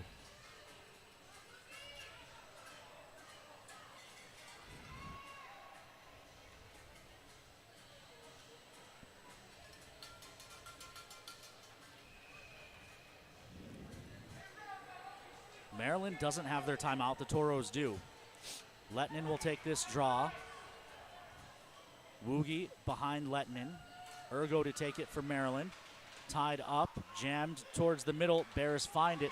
That'll keep Brady James in his cage. 3-on-2 the wrong way. Dumped in. Brady James makes the stop. Leaves for Woogie. Woogie rings it to the near side. Kettinen retreats behind the Toro net. Quickly out the far side. Leaves for Ty James. Ty James drops it across to Woogie. Woogie dumps it in. Brady James breaks for the bench. Far side. Toros pursue. Extra attacker on. It's Wecky. Far side, the puck pinballs. Luca Mel finds it. Turns back the other way. Throws it ahead. Ty James keeps it. Tries to fire it on the wall. It's blocked off. Lettinen forced out to neutral. Gets cross-checked. Puck underneath him. He uses his hand to throw that into the zone. Delayed hand pass call. Finally, Perreault plays it. He'll pin it along the boards. Why would he play that? The Toros couldn't touch it until someone else did. Jammed along. Zwiecki frees it up. Zwiecki banks to the near point. Woogie. Kobe Volk down the wall. Shot. Save made. Rebound. Karams to the near circle.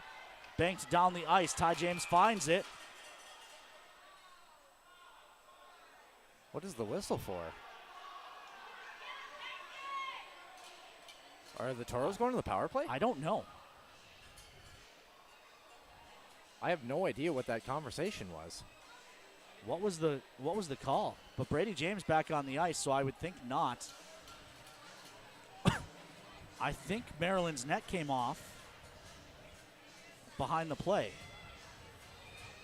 2:25 left in the Toros season unless they score two. Casey tried to drag it forward. It's blocked off. It gets by Knox. Horacek couldn't get it either. Knox finds the loose puck. Knox hammers it off the end wall. Brady James to the bench again. Extra attacker on. Puck loose in front. Knox couldn't find it. O'Hannison pinned. It gets by him. It'll roll all the way down the ice. Knox has to go get it. Knox the near side. It's cut off in neutral. Swept towards the empty net. Mahler's back on it. Mahler near side. Rings it. Turned over. Hit the stanchion. Another bounce off a stanchion. And that should just about do it for the Toros season.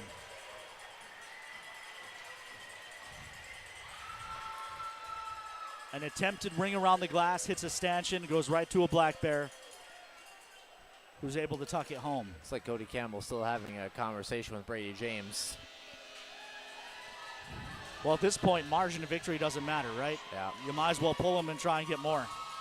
We'll get another look at that bounce.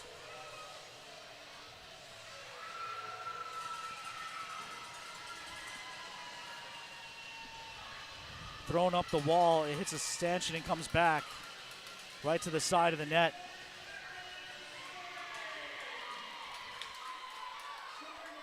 Dug out by Trevor Stahowiak. Brady James to the bench. Toros need 3 in 1:40. Woogie down the wall. That's just got to go to the net. Everything to the net. Stahowiak tied up with Amel. This one sent down the ice. In behind the defense, a chance to add another is Ruh, and he jams it home.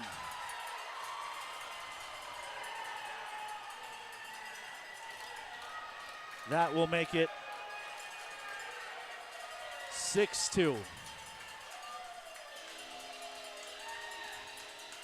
And the best season in Toro history is going to come to a very disappointing end, Noah.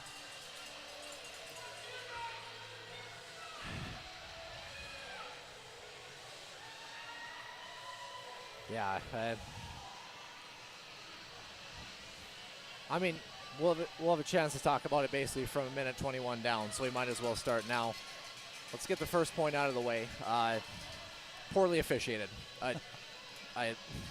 Ultimately, though, the Toros had their power play chances. They did. And didn't convert. I'm not going to sit here and say the Toros lost this game because of the stripes. Yeah, hard to get into a rhythm in that regard, but just so proud of these guys all year. I mean, only the second time that this group has ever made it to this point.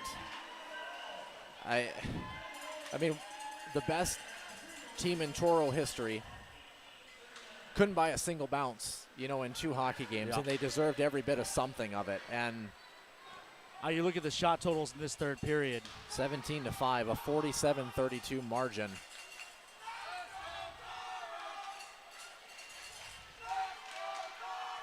Small over the line, loses the handle. Brady James staying in his net now.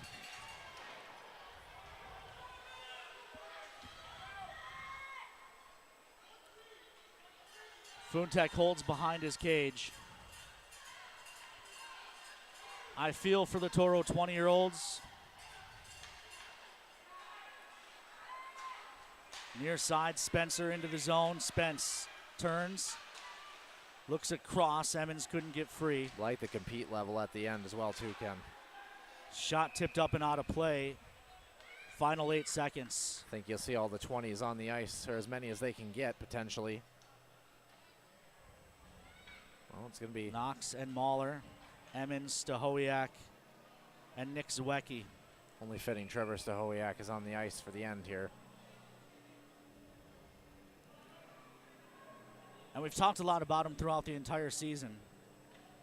For good reason. He'll leave this organization, most games played, most assists, most points.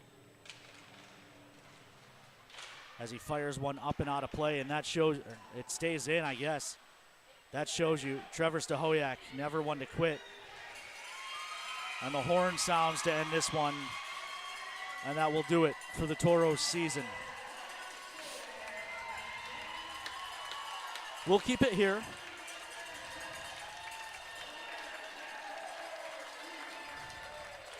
For the handshake line, we'll do some post game.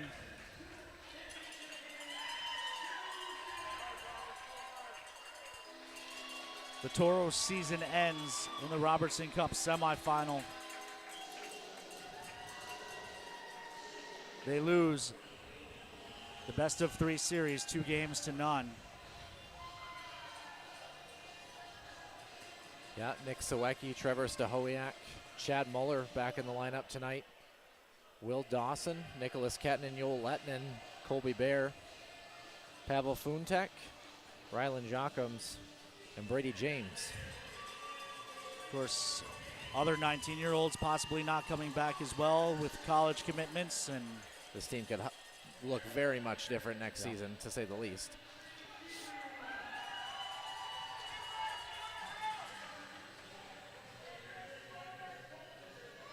Trevor Stahowiak, for the last time, will lead the Toros through a handshake line. Only the second player to wear the captain's C for 2 seasons.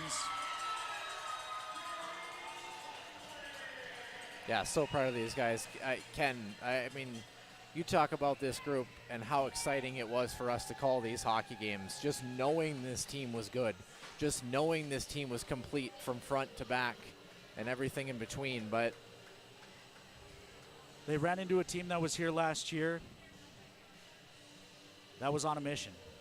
And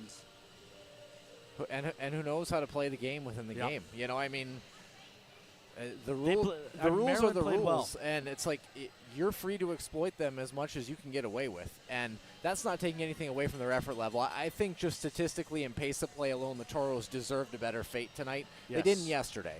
No, yesterday Maryland got off to a very good start and put the Toros in a hole.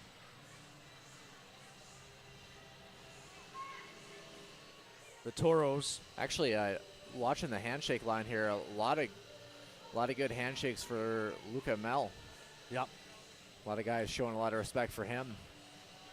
Well, and a lot of these guys have played with each other at lower levels. Yeah, now could you not be proud of these guys?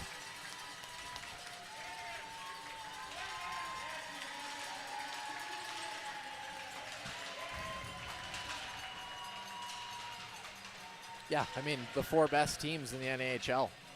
You know, all #1 seeds. Scored more goals than Anchorage, so by proxy, I'd say maybe statistically the better team out of the 2 losing groups, right? Yep. And you know what, that Lone Star team is going to be an interesting one to watch. I think Maryland's might have their hands full on Tuesday.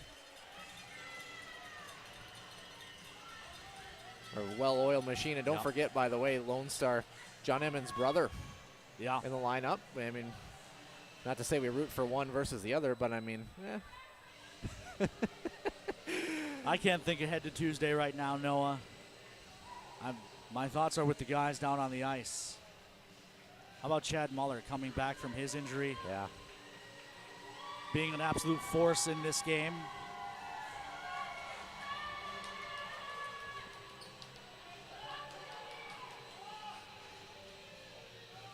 Yeah, you know, when they left it all out on the table, we talked about this, Ken. If they were going to lose a hockey game, dang if they didn't do it in a way that was befitting of Toro hockey. I mean, it was the effort level that we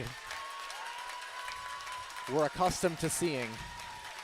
Just wasn't their night, wasn't their weekend.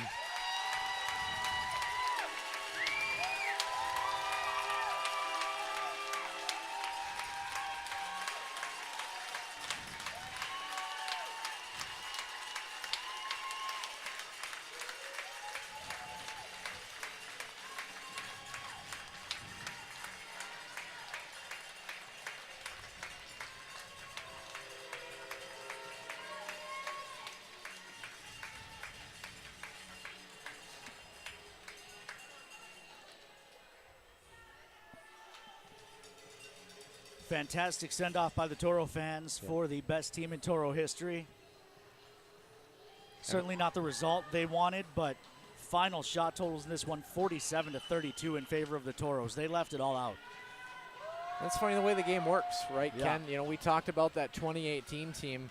Certainly not the best team in Toro history. Actually probably had no business being where they were. They were the 16 seed in the playoffs. And this group, the 2nd seed overall in this tournament, probably deserved a better fate. You know, it's funny the way hockey works, but yeah, what a treat.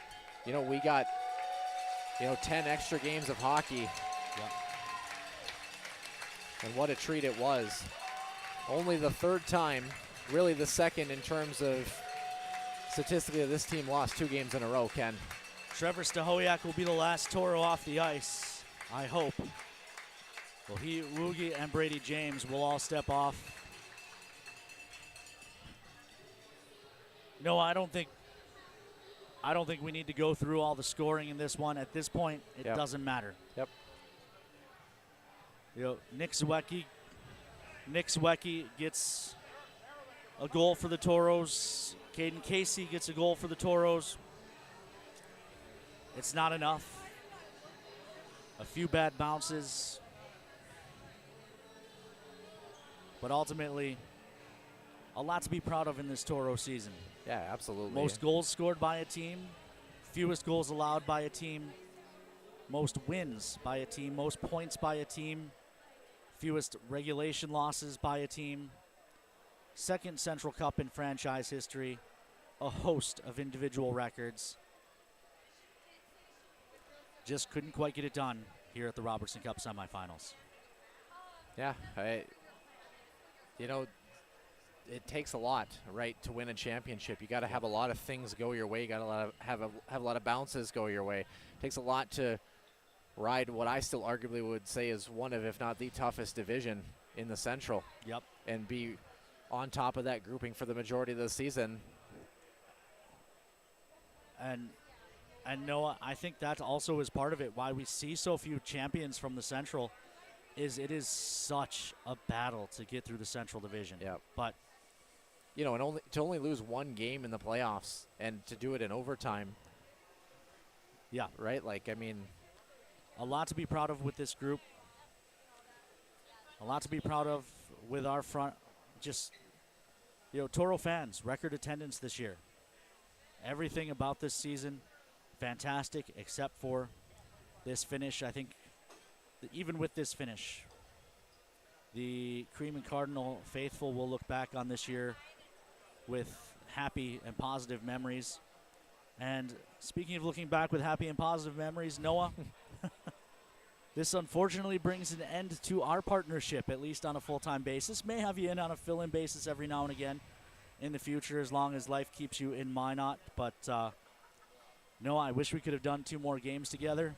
It's not going to be the way that goes. Thank you for 3 great years as my broadcast partner.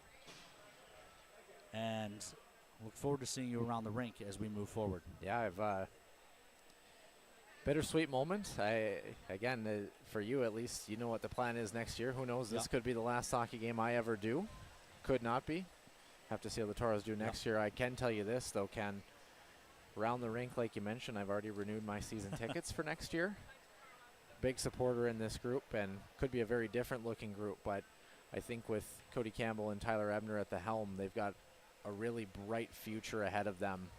And, you know, the product they're going to put on the ice is exceptional. And I think from my standpoint of things, and of course I come in as a part-time / full-time / somewhere in between, but for those who don't know it, obviously, Ken, your 14th season in the league, the 12th with this organization, and you and I have talked about this. I don't know if I can share this on the air, but I'm gonna, because what are you gonna do? Fire me?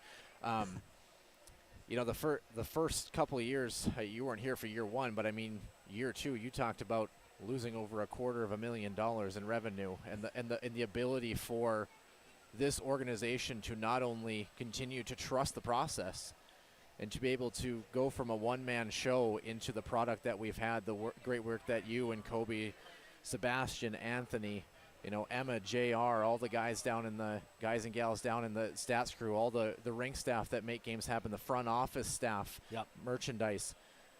This is a family, and this is a family that has earned the opportunity that they had this weekend, and it's been cultivated by almost a decade and a half of hard work from you guys, both on and off the ice. And for me to be a part of 3 really great years, get to see a lot of really great players. You think Hunter Longy, Chase LaPinta last year, see the best team in franchise history and get a chance to go to a Robertson Cup. I couldn't be more thankful to be a part of it, and for you to welcome me in with open arms and let me not only be a part of it, but be in some cases a central figure. It means the world to me, and I think knowing that when I step away from this, somebody else is going to get that opportunity because of the family that you guys have cultivated and created.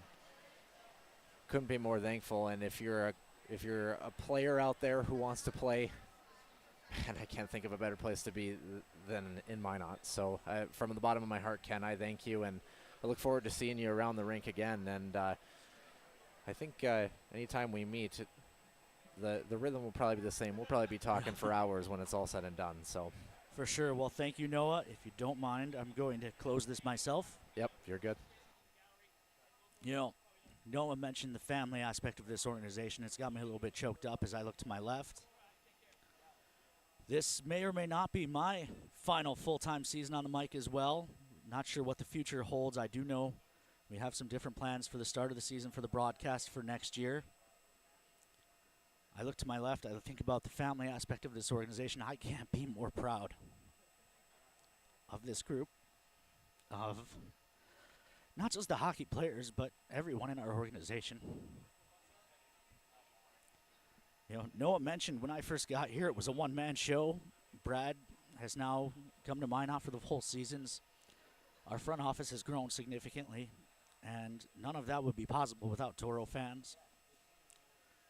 I loved seeing the guys go off the ice tonight to a cheer of Let's Go Toros.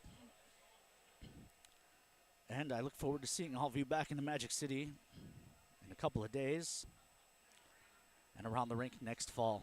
So, for the last time this season,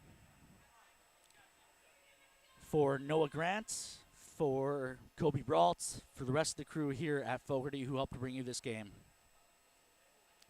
I'm Ken Oda, hoping you enjoy the broadcast. We'll talk to you in the fall from the Mesa Arena.